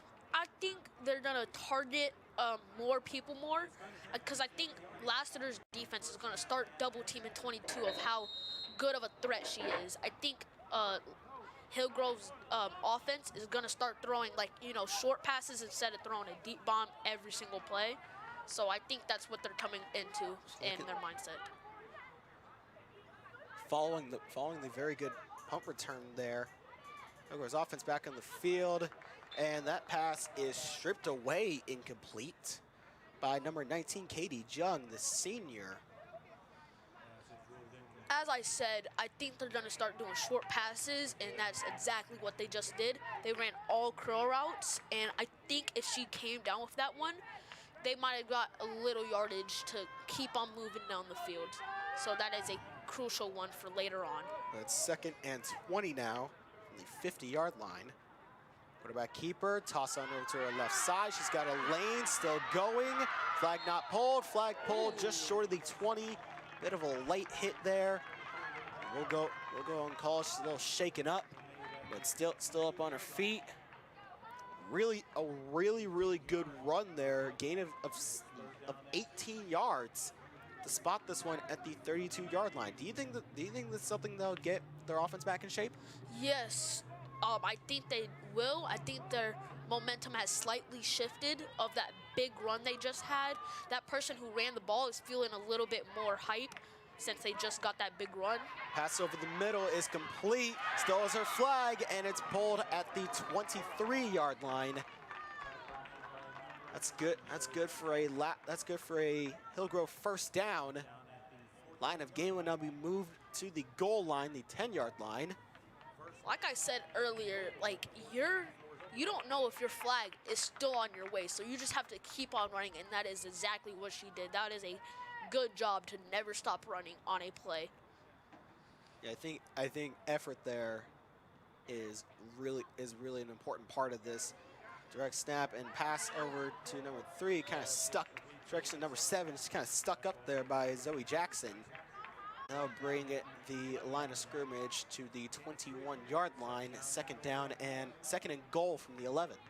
Like I said earlier, they're gonna start doing short passes, but based on your stats earlier, they are a good red zone threat, so I think they should start throwing deep bombs more to their main receivers.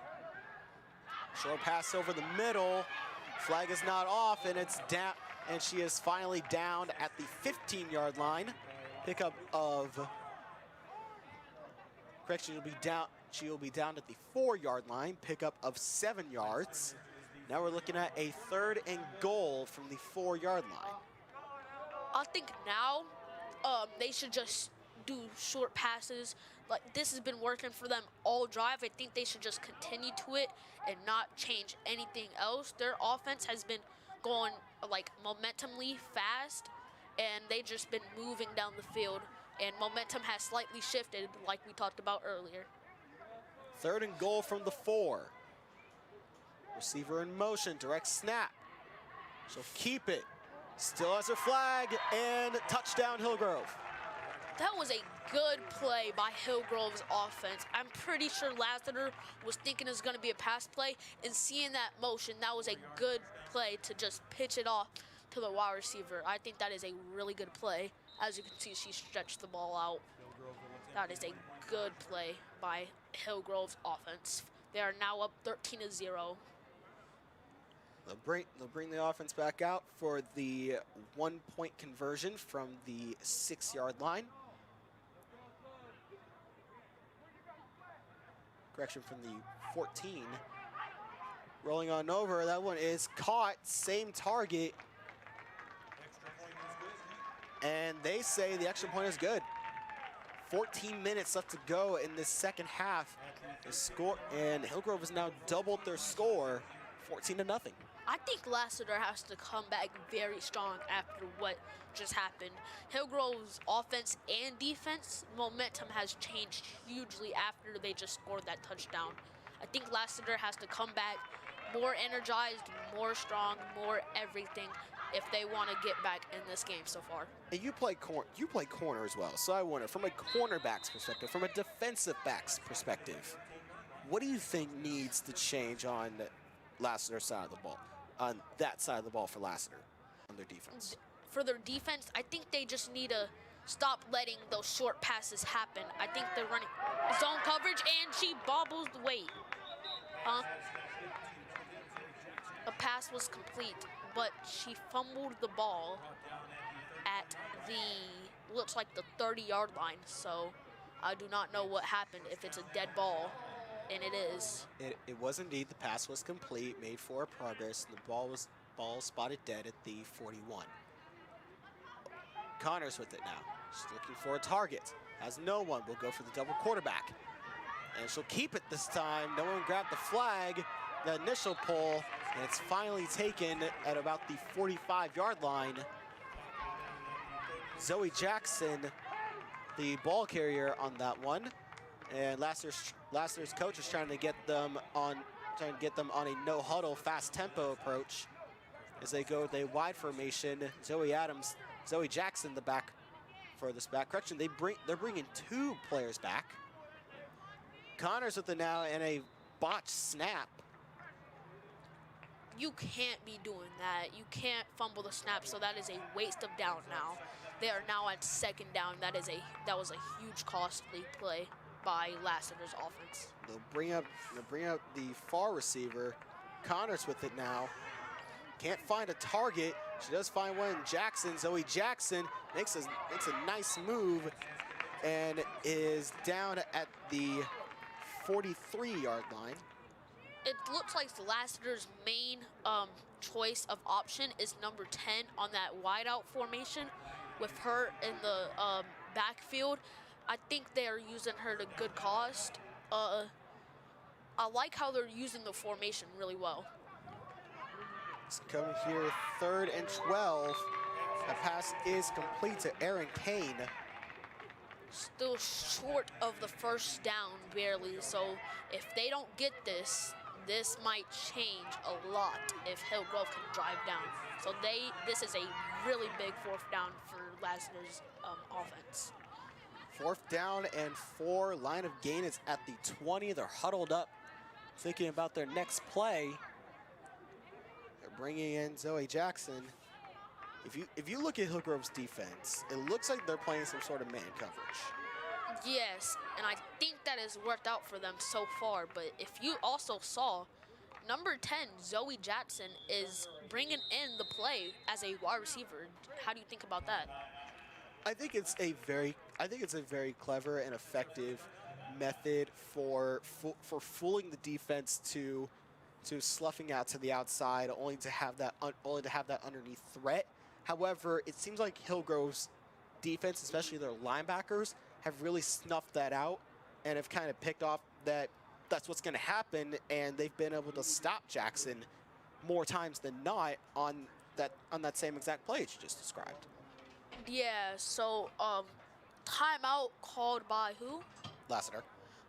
So I think they're going to go into the huddle, think about what they have to do on this big 4th down. I think they just can't rush it. I think that's why the coach took a very smart timeout for them to think about what they're going to do and how they're going to do it.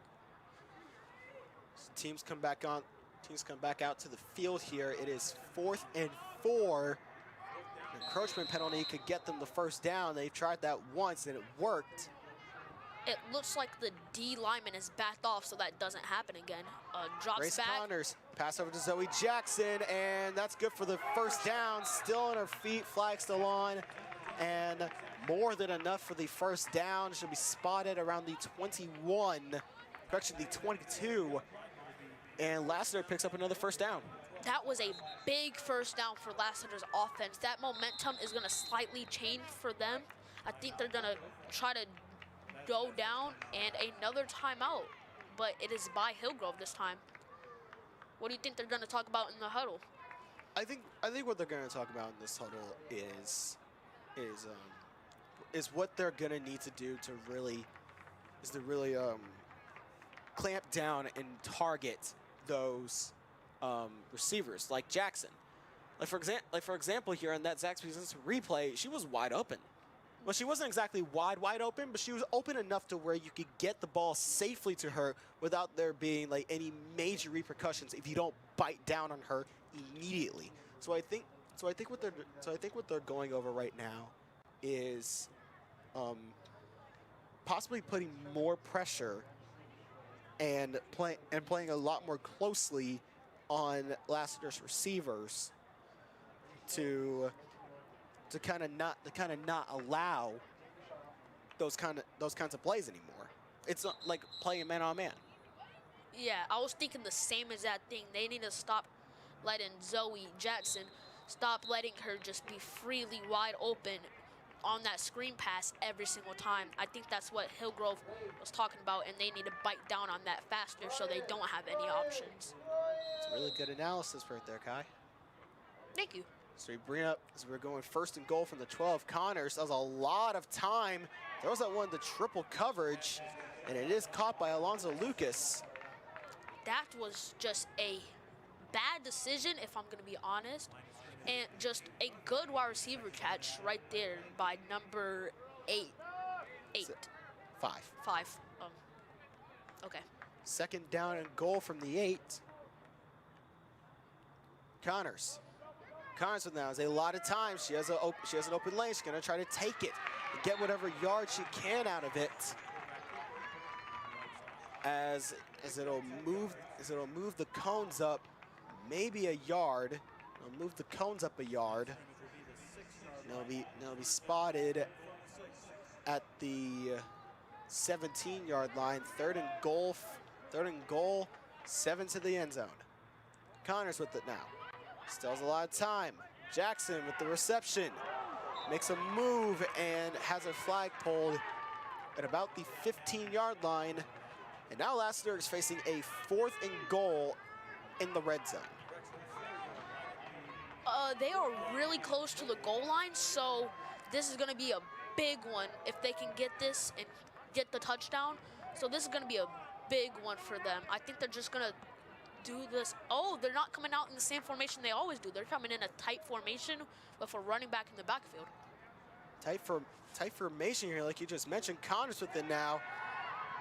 Goes with the handoff to Alonzo Lucas, and it will be just short of the goal line, spotted at the 12. That'll be a turnover on downs for this Lassiter offense. Just over 8 minutes left. That was a huge turnover on downs. I think Lassiter really needed that touchdown to let them get back in this game. But now Hillgrove's offense is coming back on the field, and what do you think they're gonna do? Or you think they're gonna stay with the short passes, or gonna go long bombs again? I think with how close they are incredibly close to their own end zone. You don't want to give up safety. So honestly, what I think they're gonna do is they're probably gonna keep it that chuck and duck style of play, where they just keep making the short handoffs and 5-yard passes to just get somewhere down the field. But I think maybe on one play they'll try a long ball. Here's the hit. Here's the toss. They don't even need to pass it. They can just run it on the ground to about the 23-yard line. That gets him out. That gets him out of a lot of danger there. Spotted at the 23-yard line. They're looking at a 2nd and 6. Yeah. So with being running the ball, since the sidelines are way shorter, you need to be careful when you're running out to the outside. If you see this instant replay. Correction, that's not an instant replay, but rather to go with the same play again.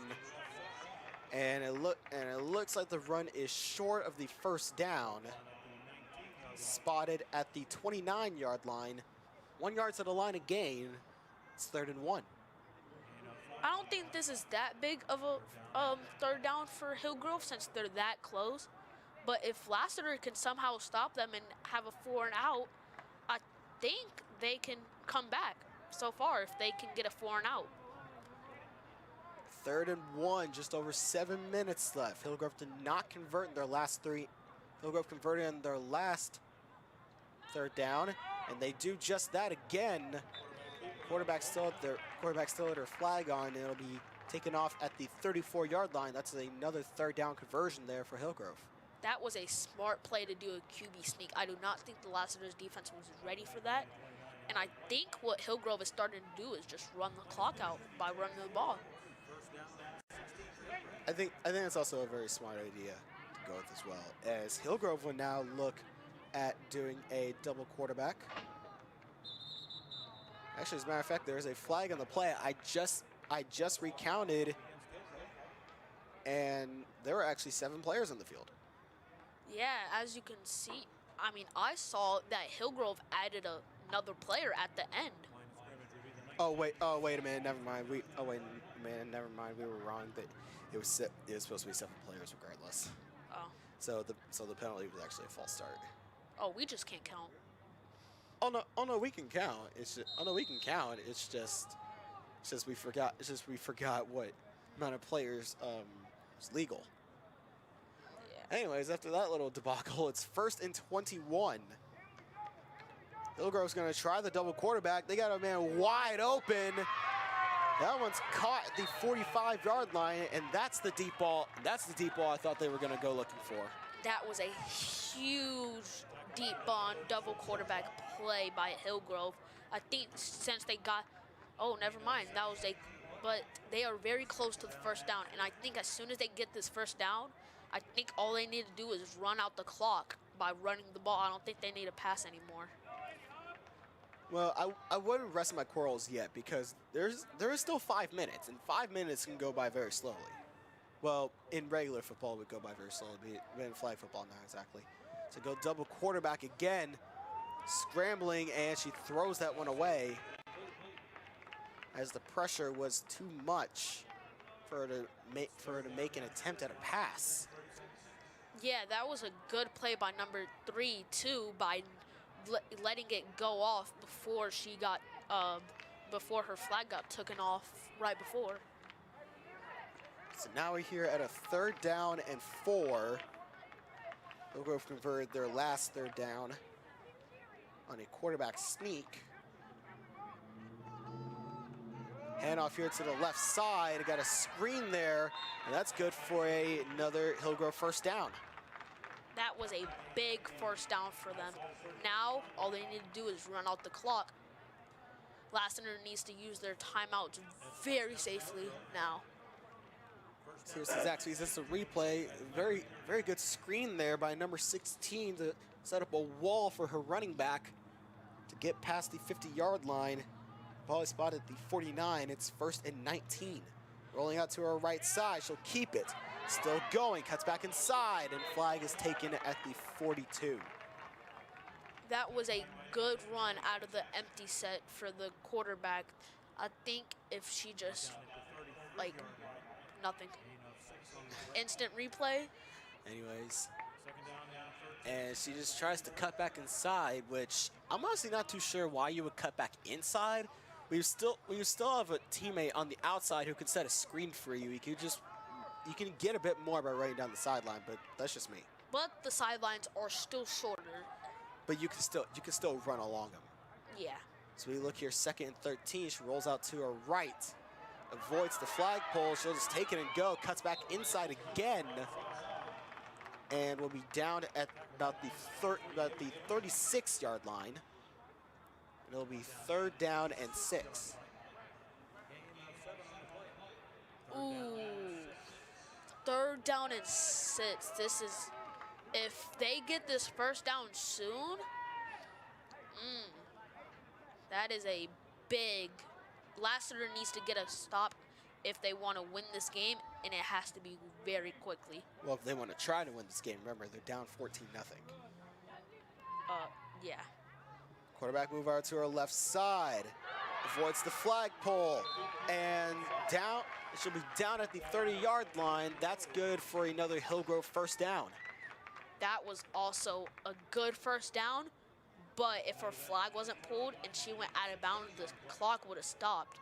But since her flag got pulled before she went out of bounds, the clock is still going. So I think that was very costly, to be honest.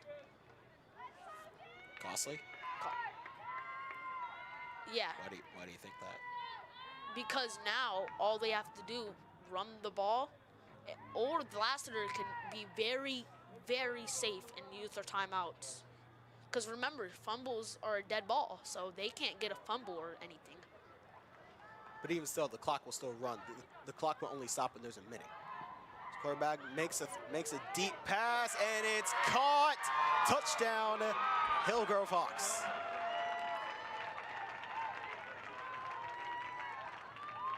I'm in shock. He's in shock, ladies and gentlemen. Instant replay. The boys in shock. That was a good throw on the run pass, and oh my,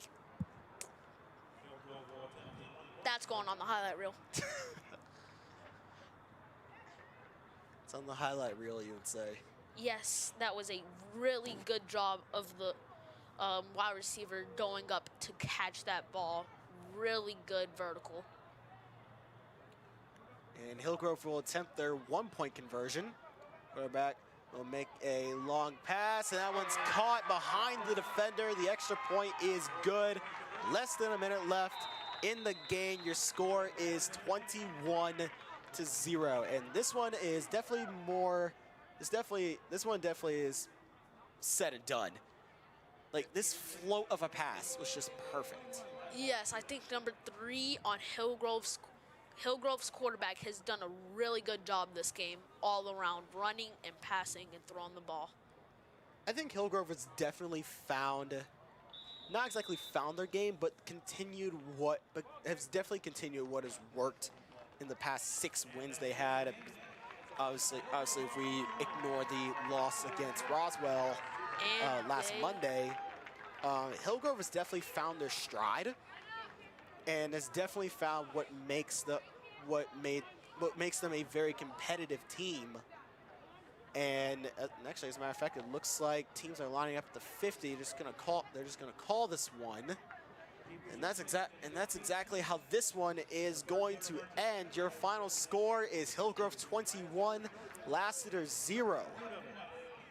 I don't know. Hillgrove just got their stride. Like we said at halftime, Lassiter had the momentum.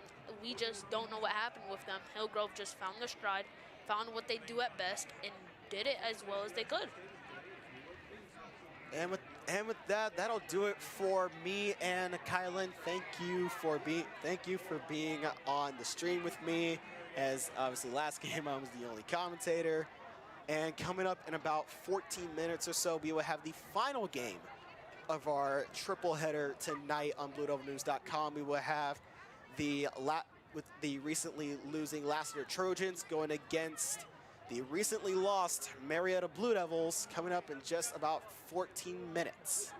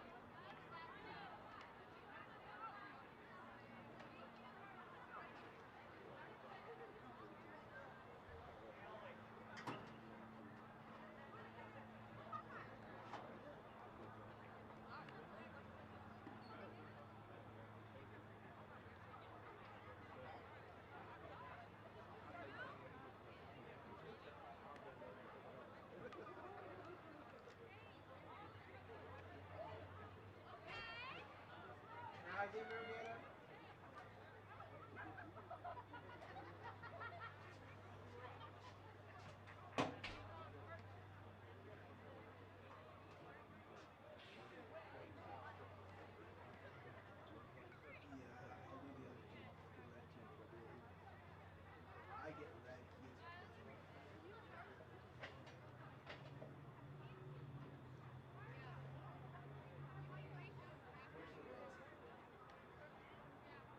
No, where are they?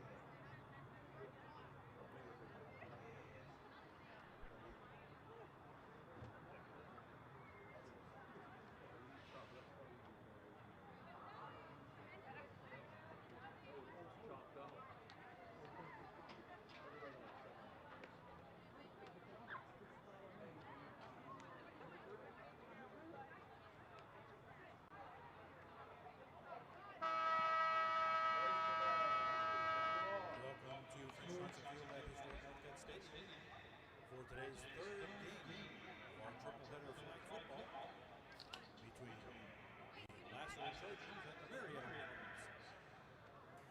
Welcome back, football fans and family, ladies and gentlemen, to the final game of tonight's GHSA flag football triple header, where the two teams who lost to the same opponent clash in game number 3. It's the now 3-2 Lassiter Trojans going against your 9-1 Marietta Blue Devils.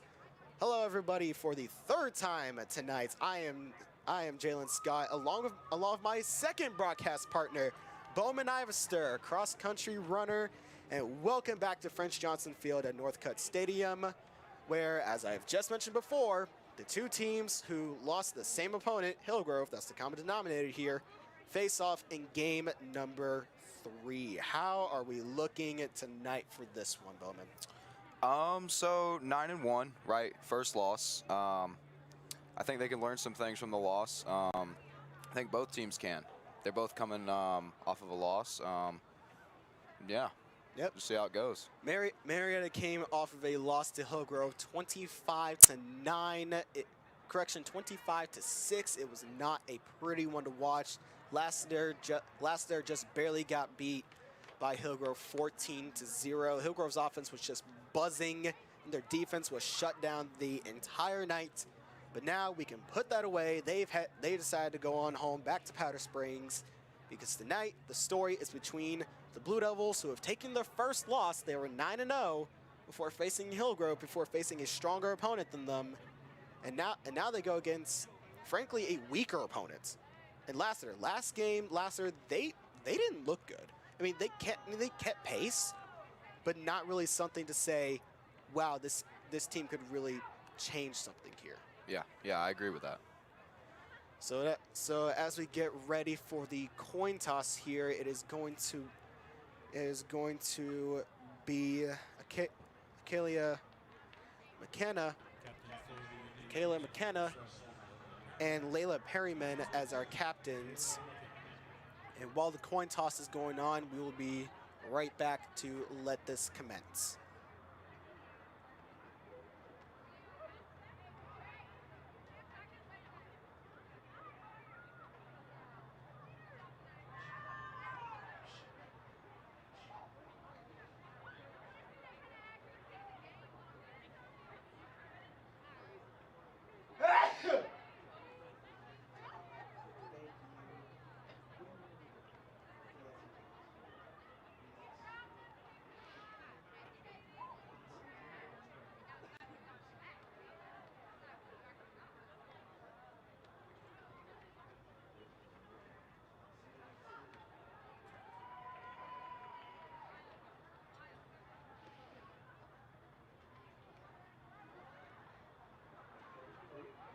Blue Devils have on the top, so they'll defer to the second half.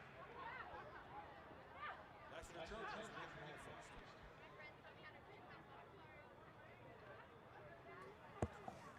ball first. So off of the coin toss, Lassiter will receive the ball first. Marietta won the toss, has elected to defer to the second, and we are about to get underway here. Now, Bowman, you were here to see a bit of the Lassiter Hillgrove game.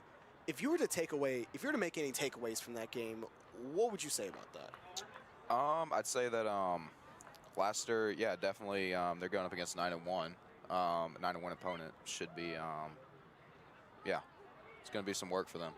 It's definitely going to be a bit of a heavy workload as Marietta, even though this is definitely their first loss, Coach Shustalakis down there firing them up, getting the team to fire itself up to really, you know, shake themselves out of that slump that they are in against Hillgrove and really fight back. Both teams get ready to take to the field. Lassiter will have the ball first at the 24-yard line. Here comes, and out goes Kate Gruen, one we're focusing on tonight. She had plenty of good plays against Hillgrove. We're expecting her to make quite a few more here as Lassiter will begin first down and 6. Line of gain is at the 30-yard line, and we are underway.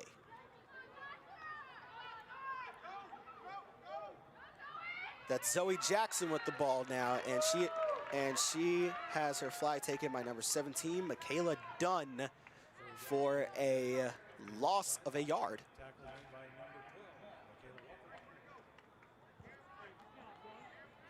Lassiter's offense back on the field now.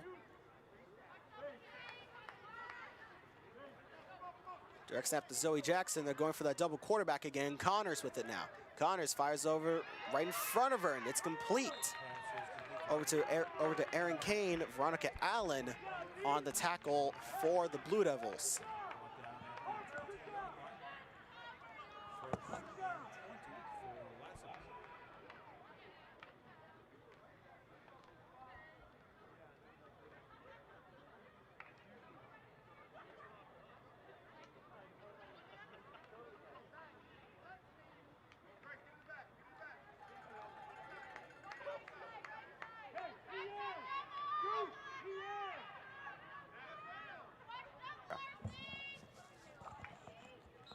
First and 20 now, and Ref's blowing the whistle.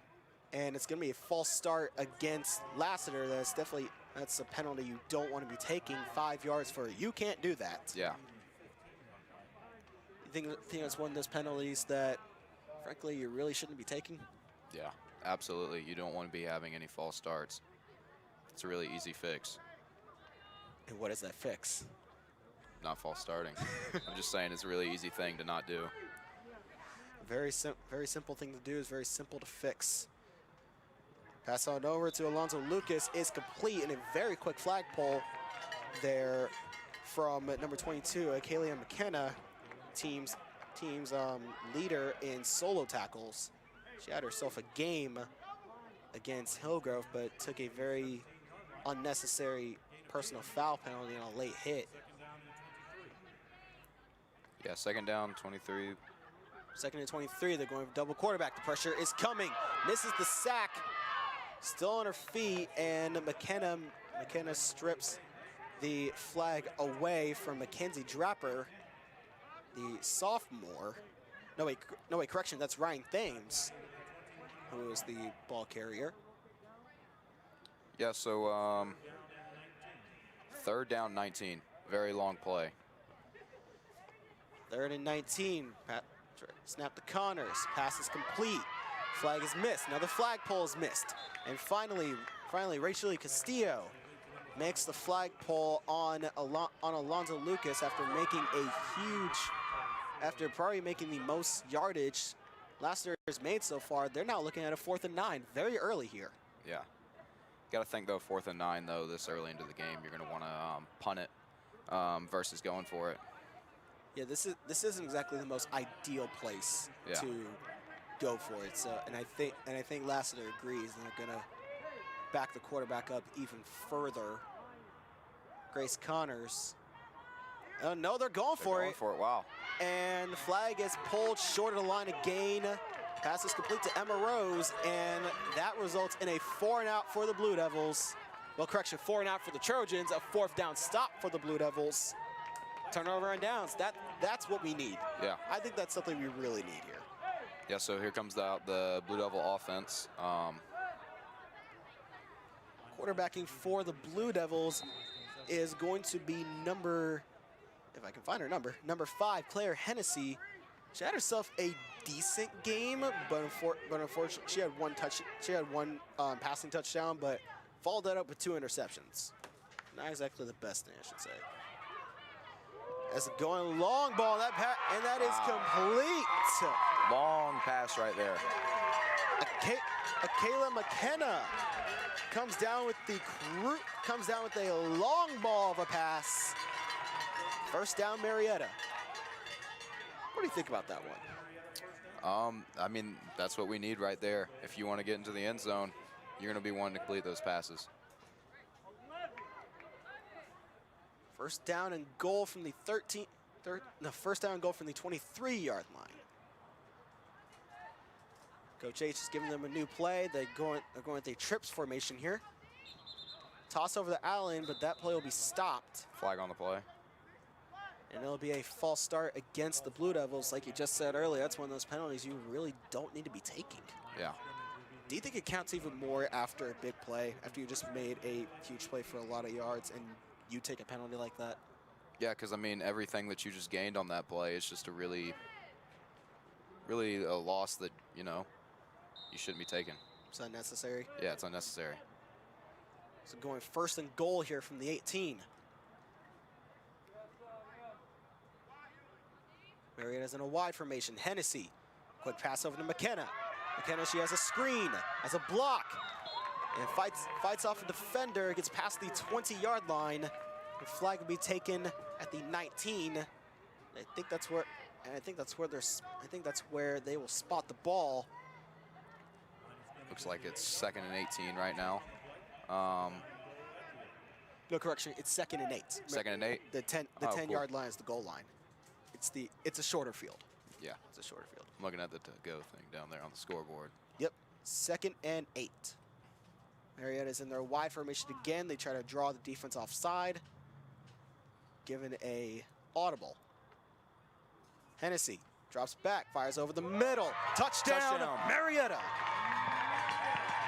Akila McKenna. First receiving touchdown. That puts Marietta on the board 6-0 as we look at the Zaxby's instant replay. Now, Bowman, explain to me what happened here. Great pass to number 22. I mean, that's what you want to be doing if you want to win the game. You want to be getting those passes in early. Start putting those points up on top of Lassiter. And Marietta looks like they're going to go for their 1-point conversion from the 4-yard line. Here's a little fun fact. I don't know how much you know about flag football, but there's 3 different extra point conversions you can do. Do a 1-point conversion, 2-point conversion, 3-point conversion. 1 point's from the 4-yard line, 2 is from the 10, 3 is from the 20. Interesting. Yep. Hennessy shall fire it on over, and out of the hands of McKenna. The extra point is no good, but with just over 13 minutes left to go in the first half, the Blue Devils have taken an early 6-0 lead. How do you think this is gonna affect them going forward? I mean, you got a lot of time to keep playing. Yeah, I mean, you're up early. That's what you want to. That's the position you want to be in. Yeah. Still got what? 13 minutes of the ball game, and then a whole another 20-minute half. It's a lot of time left to play. So I think definitely a key here for Marietta is to get an early start, which they didn't have against Hillgrove. Yeah. Connors with it now. Early pressure coming, wow. And that will count as a sack. Sack on the play. That's definitely something there, as Connors could not get the ball out fast enough. And it's number 17, Michaela Dunn, the freshman linebacker, on the sack for Marietta.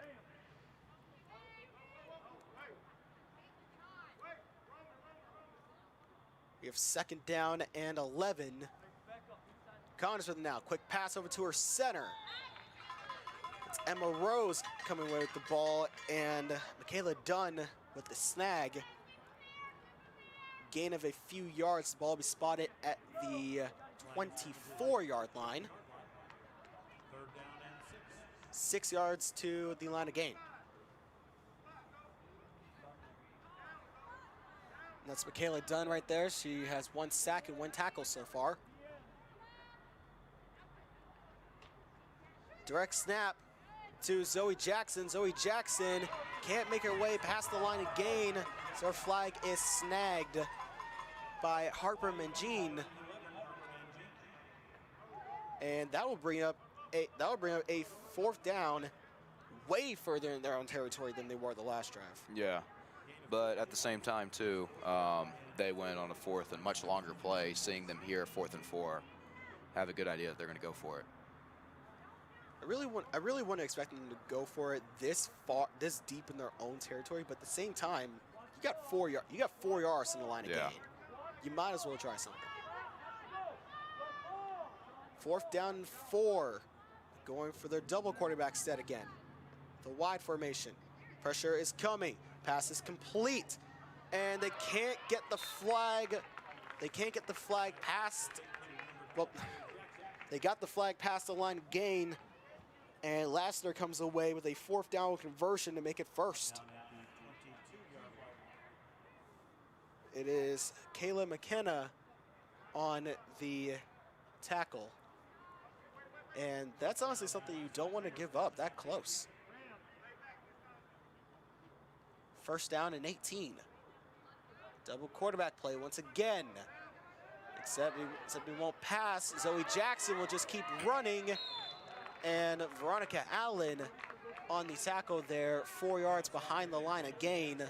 Ball be spotted at the 46, 2nd down and 4. Brought down at the 36-yard line. Gain of 14 on the play, 2nd down and 4.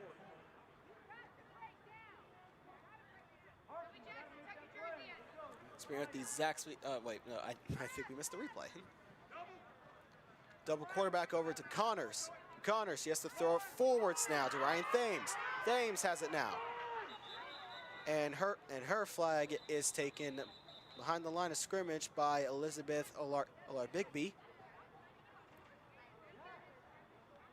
So we have an official's timeout.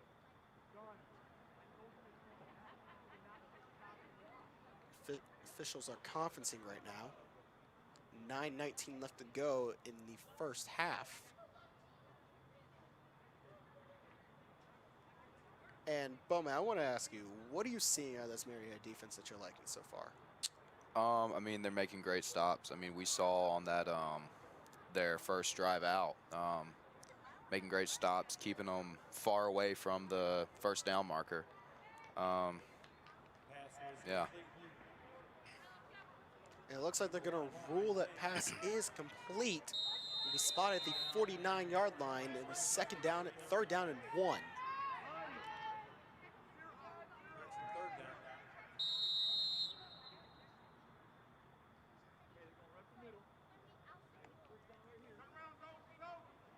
Double quarterback over to Connors. Connors looking for a target and just misses. Intended receiver was Samantha Whitley, junior wide receiver, and that brings up a 4th down and 1. So is this something you would expect them to go for it? Absolutely. I mean, seeing as how they've gone for 4th down every single time we've seen them at 4th down, I think here 4th and 1, they got to make it to the 50-yard line. I see them absolutely going for it.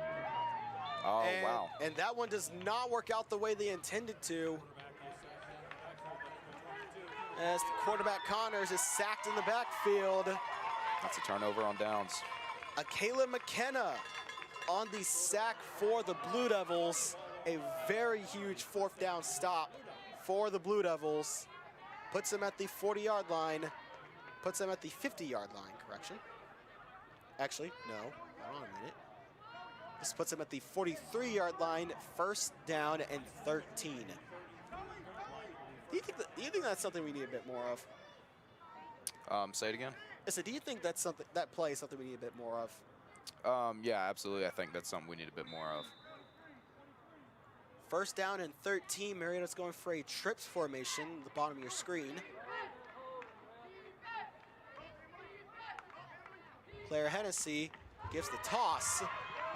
Toss over to number 32, Marley Kwame.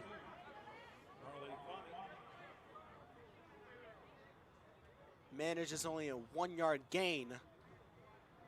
and it'll bring up 2nd and 12.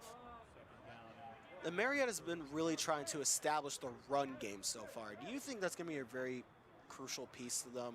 Oh, yeah, absolutely. They definitely like to play an explosive offense. A lot of running from what I've seen. They really like to play a shutdown defense. You can thank Madison, Madison McKinley. Hennessy, she's looking deep for a target, and not exactly on target. Her intended receiver was a Kaylee McKenna. Someone on the other end there is a little overexcited. You hear the scream all the way from here. Yeah. But that pass will fall incomplete, and Marietta's looking at a 3rd down and 12. Marietta's going for their trips formation once again. Hennessy looking over the middle, just over the hand, over the reach of Layla Perryman. And Marietta is faced with a 4th and 12. Yeah, 4th and 12. Do you go for it here? You're near the 50-yard line. Is it something that you go for? In all honesty, I think you go for it. I do think you go for it. Yeah. Hennessy, 4th and 12. Got a lot of time, firing over the middle in multiple. Doesn't quite get there. In front of multiple defenders, and pass will fall incomplete. Marietta will return the ball back over to Lassiter. They will have it at the 42-yard line. Not exactly the ideal play there, would you say? Yeah, no, I think they should have stuck with the running game on that drive. The running game seemed to have been getting the positive yardage for them. And the pass plays, not so much. Well, now as we sit here, 1st down and 8 at the 42-yard line. The line of gain is the 50. And just a reminder for the people at home, the way this field is laid out, there are cones and pylons everywhere, but I will be referring to the goal line, the 20, 40, 20 goal line as the yard markers on the field itself, not what the pylons say. As that pass to a double quarterback is incomplete. Can't let that ball hit the ground, as it'll bring up second down and 8. Bit of a waste of a down, as you would say. Yeah. Letting the ball hit the ground is not what you want to do in football. Yep. In tackle football, that's a fumble and that's a loose ball, but in flag football, nope. Dead ball. Yep. Dead ball. Cannot pick it up. But as I was just saying, the orange pylons that say goal line, 20, 40, 20 goal. I will be referring to those as the numbers on the field. So the 50, 30, 10, so on. So that pass is complete to Ryan Thames.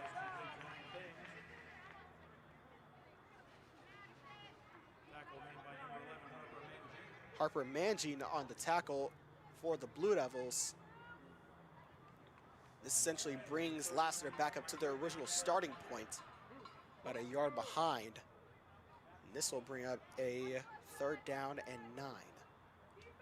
As Lassiter will go for their wide formation with a double quarterback. Connor's with it now. Pressure really incoming. Pass is complete to Emma Rose. It looks like that's the 1st down for Lassiter. Yep. It's a nice screen pass. And Marietta has not exactly been ideal on protecting the middle of the field. They gave up 3 touchdowns. Yeah. Over the middle, from passes and completions over the middle of the field. And it's kind of been this team's Achilles heel so far. So as we look here, 1st down and 20 from the 50-yard line. Double quarterback here to Ryan Thames. Thames fires over the sideline. That one is caught by Zoe Jackson. Gain of 8 yards in that play. It'll be spotted at the 43.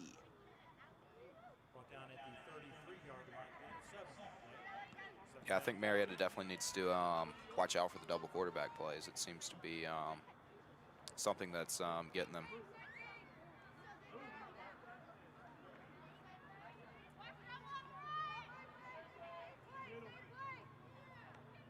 Lassiter with the wide set again. Quick pass over to Emma Rose, their center.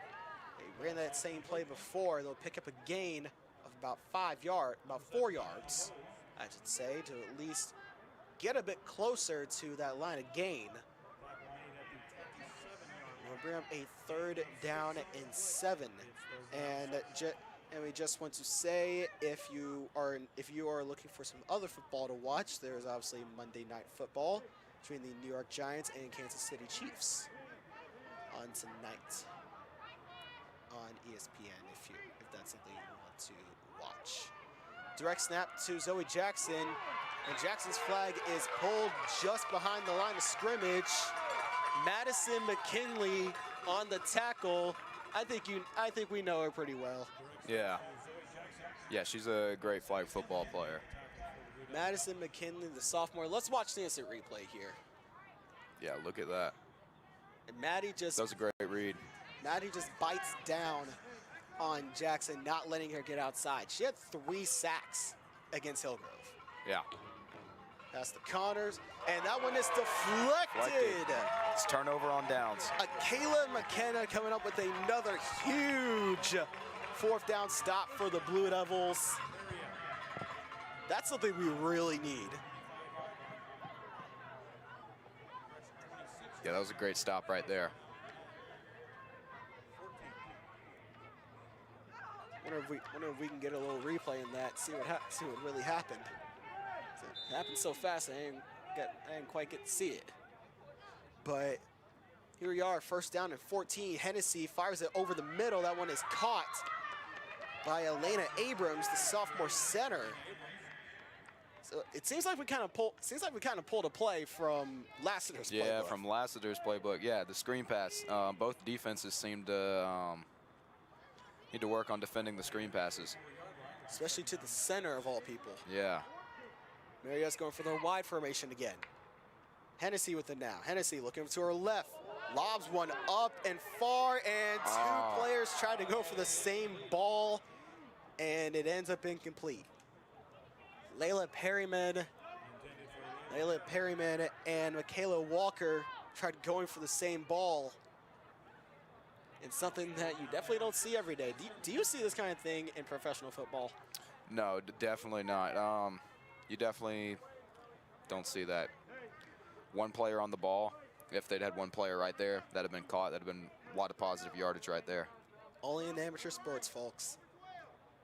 We're looking here at a 3rd down and 6. The line of gain is the 50-yard line. Hennessy drops back, fires over to her right side, and falls incomplete. Flag was pulled a little early. Kate Gruen was the intended receiver, noted sister of Marietta linebacker and offensive guard Alan Gruen. As we now reach the 1-minute warning here in the 1st half. See, what I'm starting to think is that Marietta's offense is a bit of a mystery. You're not entirely sure what you're going to get drive to drive. You're either going to get a very consistent push or a very streaky push. Yeah. As this punt return is taken in by number 2 for Lassiter. She is not listed on our roster. She steps out of bounds at about the 43-yard line. That's where they will down the ball for another Lassiter 1st and 7. 1st and 7. It's not 1st and 10. I was about to go back to regular football mode, but then I realized, oh yeah, it's not it. 51 seconds left in the 1st half. Lassiter's on offense. And before this play starts, we get back to actual commentary. I do want to give a shout out to the 8 people that are concurrently watching, me being one of them. I have the live stream open on my phone right now. There's 7 other people concurrently watching this. We thank you all for your viewership and your support of these live streams. That pass is complete in front of multiple defenders. Emma Rose comes down with it. And that's good for another Lassiter 1st down. I don't think that's one of those passes that the receiver can come down with. You have people in front of her. So yeah, you've got to be able to deflect. You've got to be able to deflect that. Absolutely. Maybe I'm just asking for too much, but Yeah, you got a lot of defenders right there in front of it. Connors with it now. Moving over to her left. That one is caught. Aaron Kane. Elizabeth or like Big B on the tackle. I've not been able to pronounce her name all darn day. You'd think I'd get it by now. As Marietta will take their first timeout. Oh, wait. Nope, never mind. Lassiter's elected to take their first timeout with 11 seconds left to go in this first half. Seems like Lassiter's trying to put some points up on the board before the half ends. Trying to do something here. What do you think is going on in the last? What do you think they're trying to tell him in Lassiter's huddle right now? I think they're trying to figure out how they're going to get into the end zone. Definitely the screen pass is being brought up right now. But is the screen pass really enough to get that kind of yardage that you need in 11 seconds? I honestly don't think so. I honestly don't think so. They gotta they're gonna shoot for the moon in this one. Yeah, Hail Mary. Literally just try something, and if it doesn't work out, then whatever. It'd be the end of the half anyway, so Yeah. might as well just chuck it. Got 20 more minutes left of football after this. My computer just died. I don't have my rosters. Ain't that great. Double quarterback here. She'll launch this one deep down the field, and that one falls incomplete, too far, but there is a flag on the play about the 19-yard line. Third down and 7. That might end up giving Lassiter another chance. That is a very, very bad penalty to take at this time. You ran down 7 seconds. You ran down 7 seconds. The pass was incomplete. It was overthrown. But you end up taking a pass interference penalty. Not exactly ideal. No, not at all. Just moves the ball up ever so closer for them. So now Lassiter has a first and goal. 17 to the end zone. 4 seconds on the clock. Connors is a lot further back because McKinley, and that pass is incomplete for the double quarterback, and that's how this first half will end. Your Marietta Blue Devils, 6, Lassiter, nothing. It's definitely a less than ideal way of trying to at least finish this first half of something. Yeah. Came up a little empty-handed. Jokes. You got my joke there, empty-handed, because you didn't catch it. Yeah. Anyways, as we head into the 5-minute break, as Bowman just said, your Blue Devils are up 6-0. Heading into the break, we'll be right back.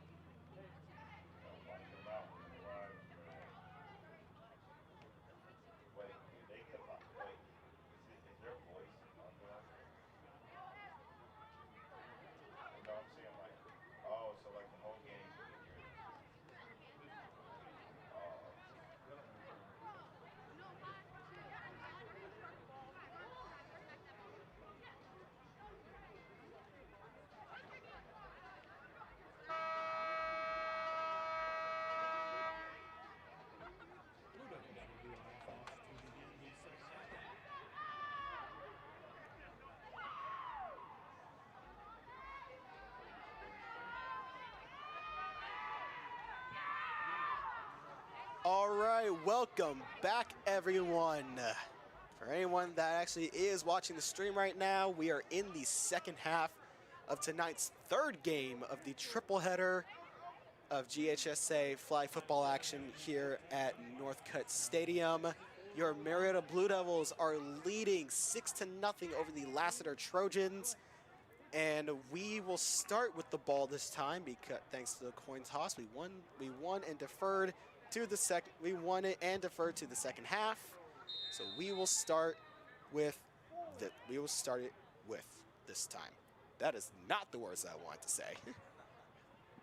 1st and 6, pass is complete to Layla Perryman. Perryman, I don't think she realized she had her flag off. And I did forget to mention I would like to once again formally introduce Bowman Ivester, my color commentator, my broadcast partner here today. As off the pass from Layla Perryman. Yeah, she just kept on running on that play. I don't think she realized her flag was off. Yeah. The officials are conferencing right now. A little bit different than regular football. You tend to know when you're down in regular football. Yep. And they'll give Marietta the first down. I guess what the ruling was, I'm willing to bet the ruling was that the flag was accidentally released, not taken out, not taken off. So they downed her at the 30-yard line, not by flagpole, but by contact after the flag was off of her. Toss to Michaela Walker. Walker, she has some speed on her. And past the 40-yard line, she's down at the 43. Really solid run from the junior LSU commit. Yeah, that was a great play right there, especially the spin move by quarterback Claire Hennessy to set up that run. So we look at a 2nd and 6. Line of gain is the 50-yard line. Claire Hennessy. Toss to the sophomore. Down close to the 3rd and about a yard or two. About a yard or two. We're looking at 3rd down and 1. Line of gain is at the 40. Would you expect them to go back to the run on this one, or you think they're going to sky it out? I mean, the run play's been working for them, and I mean, it's what, 3rd and 1. So I mean, I don't see why they would pass and risk the chance of not making the pass or an interception. So look here, 3rd and 1, wide. Quarterback wide set, and Claire Hennessy would take it herself. Quarterback sneak. Lassiter's defense wasn't exactly prepared for that. And that's good for another Marietta first down. Yeah, sneak was the word that I was looking for there. That was a great run. Very well-designed play in a really good situation there.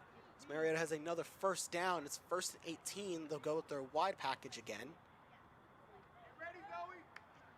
Hennessy drops back, looks over to her left side, launches it downfield. It's good. Caught, it's a touchdown! Michaela Walker! Touchdown, Marietta. 38 yards into the end zone. 6 more points to Marietta's lead. So we look at the Zaxby's replay. That was a beautiful pass. Right into the breadbasket right there. Into the end zone. And she just lofts it into the end zone. What a pass from Claire Hennessy, and what a catch from Michaela Walker to begin this second half. That was great. Michaela Walker, she did not exactly have herself a good first game, dropping a lot of passes. I think she went two for 7 in in the first game against Hillgrove, but tonight she's definitely seemed to have found her rhythm and making consistent catches and forward progress. As Hennessy pass over to Perryman is just behind her, falls incomplete. With 16 minutes left to go in the second half, your score is Marietta 12, Lassiter 0. Yeah, so 12-0. Let's hope that the Marietta doesn't do what they did with the first drive score and playing out the rest of the game. Or I say the game, the half. The half, yeah. Yeah. Lassiter's offense back on the field now. They had a really good chance at the end of the first half, put some points on the board, but kind of ended in a dud on the double quarterback attempt. So Lassiter would go 2 receivers at the bottom, 1 at the top. Pass over to the left side is complete. Flag was not up, and flag was finally taken at the 29-yard line. It'll be short of the line of gain. It's about a 2nd and 1.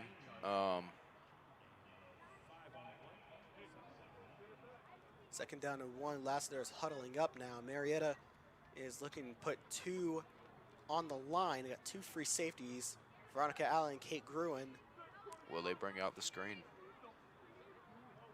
I think they will. 2nd and 1.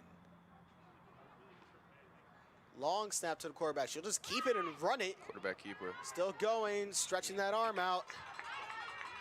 And Zoe Jackson makes the first down. Solid run by number 10. As we're brought up to a first down and 12 for the Trojans.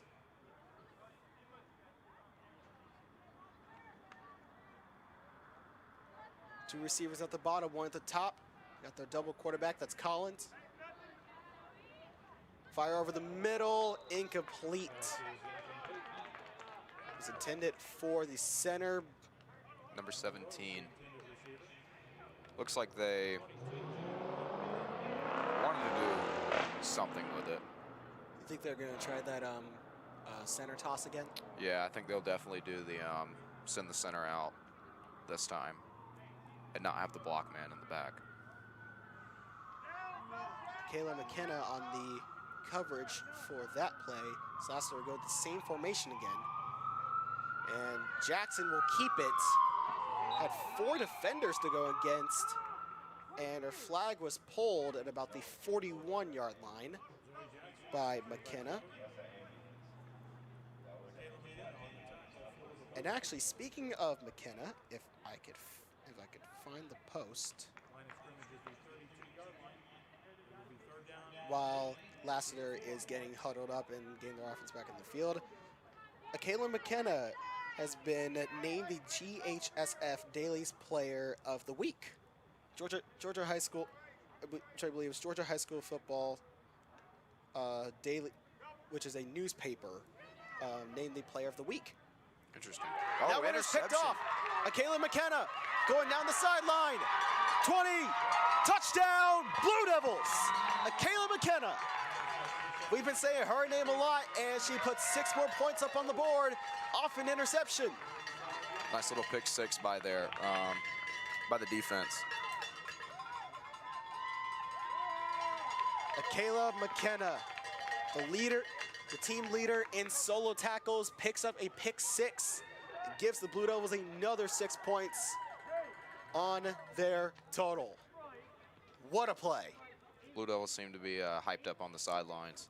So you get to watch these actually just a replay. McKenna, she's got eyes on the prize. She sees that end zone. She's going for it all the way. Great stop by the defense. Hennessy, and that one is off the hands of Gruen. Extra point is no good. And with about 11 and a half minutes left to go in the second half, your score is Blue Devils 18, Trojans 0.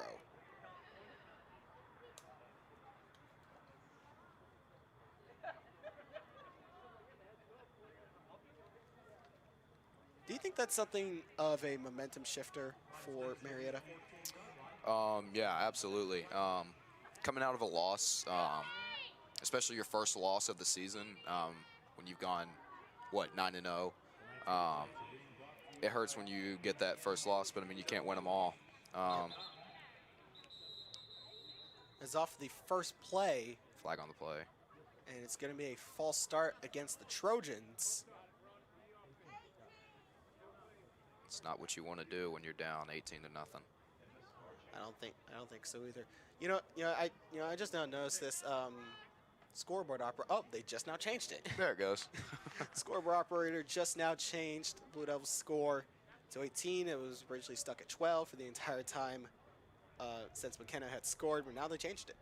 So good on you, sir. So now we're looking at a first.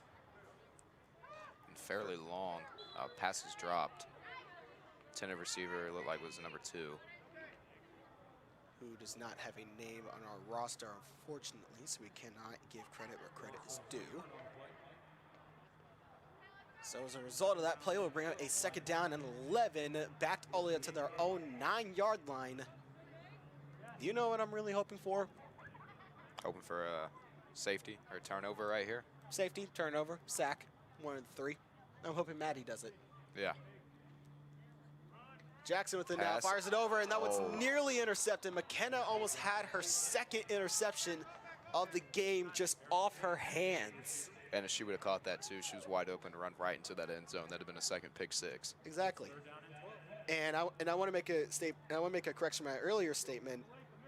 Not entirely sure if I had this too right, but Kayla McKenna was recognized as the Georgia High School Football Daily online newsletter Player of the Week. And Just looking for a receiver. looking way deep over the center of the field. That one's picked off. Veronica Allen, the senior free safety on the interception. That's 2 picks for the Blue Devils. Yeah, Blue Devils are hyped up after 2 interceptions. Let's look at this actually as a replay. This one is just chucked out the center of the that. field, hoping that number 4 would come down with it. It was right to her. They were looking for number 4, but got number 14.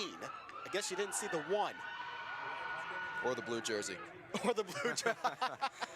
Or the blue jersey. You might have missed that too. Yeah. You're wearing white. Anyways, jokes aside, Veronica Allen with an interception. They'll bring the Blue Devils offense back out onto the field. 1st and 12 on the 42-yard line.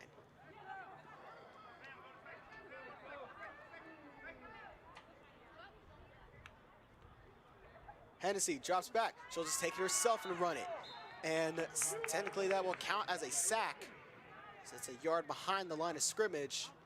Not exactly too sure what that play was supposed to be there. Yeah. Could you figure out what it was? No.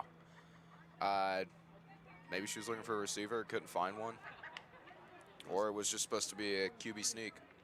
It was oddly fast. Yeah. As they lose a yard in that play, it'll be 2nd and 12. 2 receivers at the bottom, Perryman, the lone receiver on the top.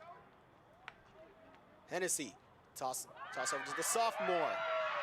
And fighting through 2 defenders, making physical contact. Flag is pulled at the 34-yard line. 8 minutes left to go in this one. Gain of 7 yards in the previous play. We are looking at a 3rd down and 5.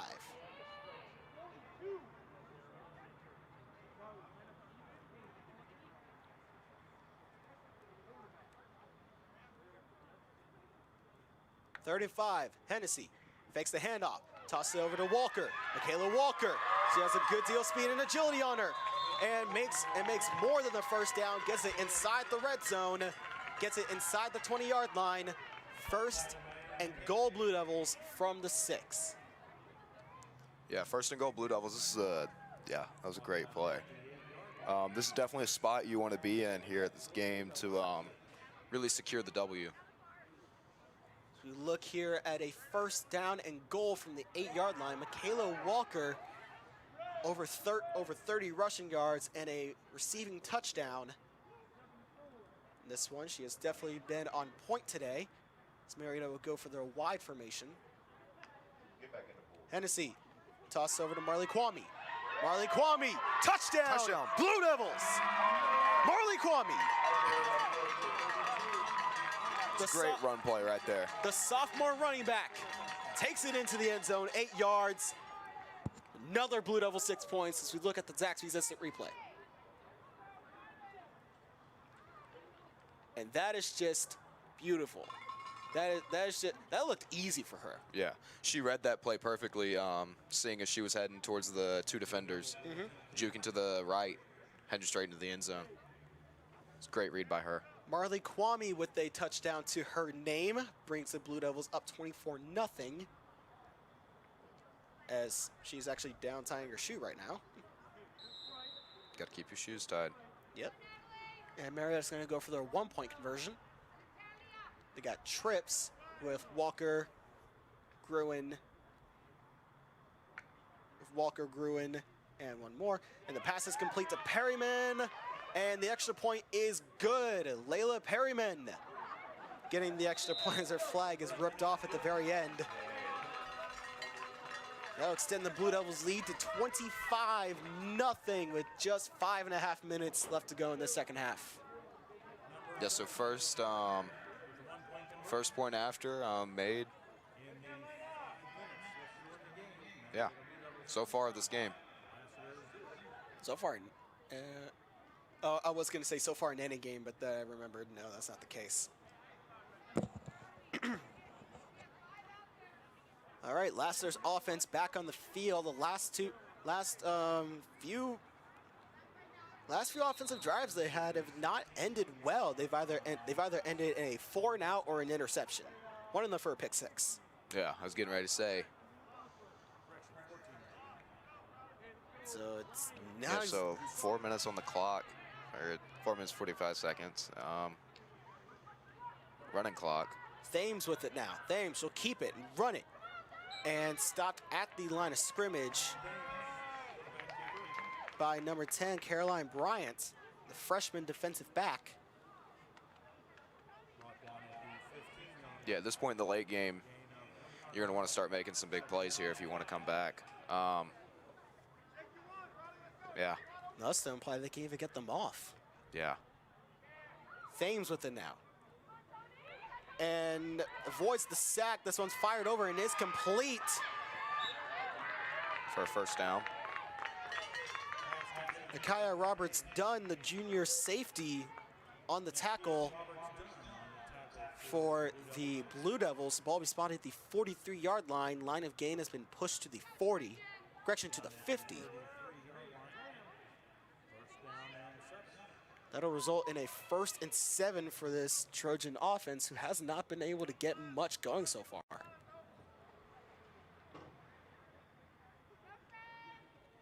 Direct snap, just keeping it and running it, and takes the bear hug from Alifair Persons, sophomore. The sophomore defensive back on that play. At least it's better than actually getting tackled, right? Yeah. Hey, I mean, it works. Bear hug him, do whatever. Yeah. Just make sure you somehow get their flag off. Yeah. 'Cause if you just bear hug him, and you don't get the flag off, you know, like, that's pointless. Yeah. Wide set. Thames with it now. Thames looking over the middle. And that one is caught. Long pass right there. Risky pass, too. A lot of defenders around it. Jackson came down with that one. She has been a terrific playmaker for this Lassiter offense all game. In this game and the last one, I've called her name out plenty of times. So go for a wide set again. Thames fires over to the right side. That one's caught. Jackson again. And tackling her is Caroline Bryant.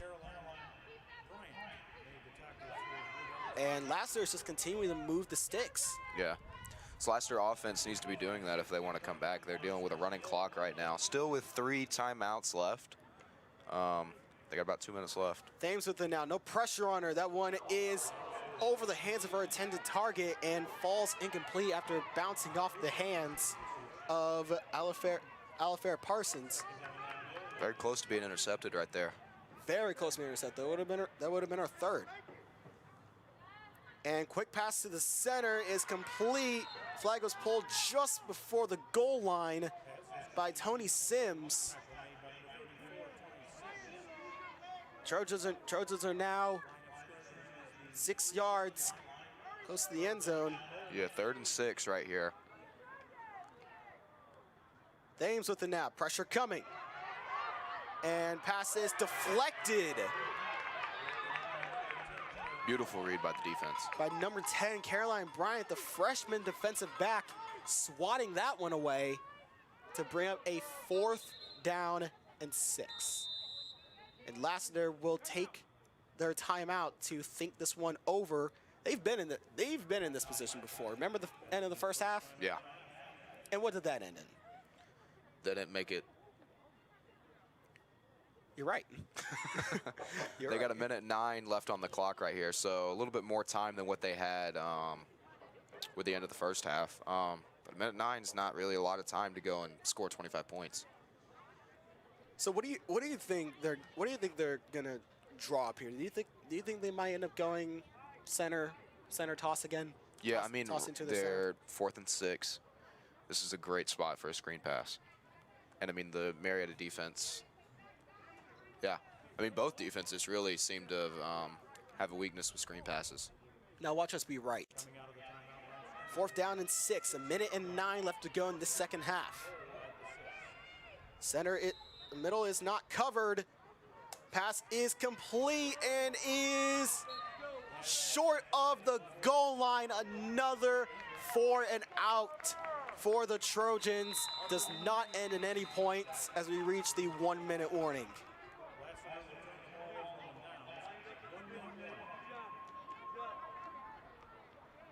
That's just soul crushing. Yeah. So Jalen, I'm not exactly sure how this works versus flag football. Can you kneel the ball here? Yes, you can. It's a running clock anyway, and actually, as a matter of fact, what they're doing right now, they're just bringing the teams to the center of the field. They're essentially just going to call this one done because Marietta has the ball back anyway. They would just need the ball, so they're calling this one off anyway. Yeah. So your final score: Lassiter 0, your Marietta Blue Devils 25. And this has definitely been a very fun one to commentate today. 3 flag football games back to back to back. Fun fact, this is actually my first time calling flag football games. I mean, of course, you've heard me on the regular football games on Friday nights at Northcutt with Lindsey Melton and Drexel Cook. But on that note, it has been a pleasure to have you. It's been a pleasure to have you, Bowman. It's been a pleasure to have my brother on. I want to give a shout out to the entire Blue Devil News crew for the guys that came out here on this Monday night to help make this production what it is. You guys do such an amazing job, and if it's not for you guys, we wouldn't be here in the booth right now. Yeah. And with that, my final message is always look to be somebody.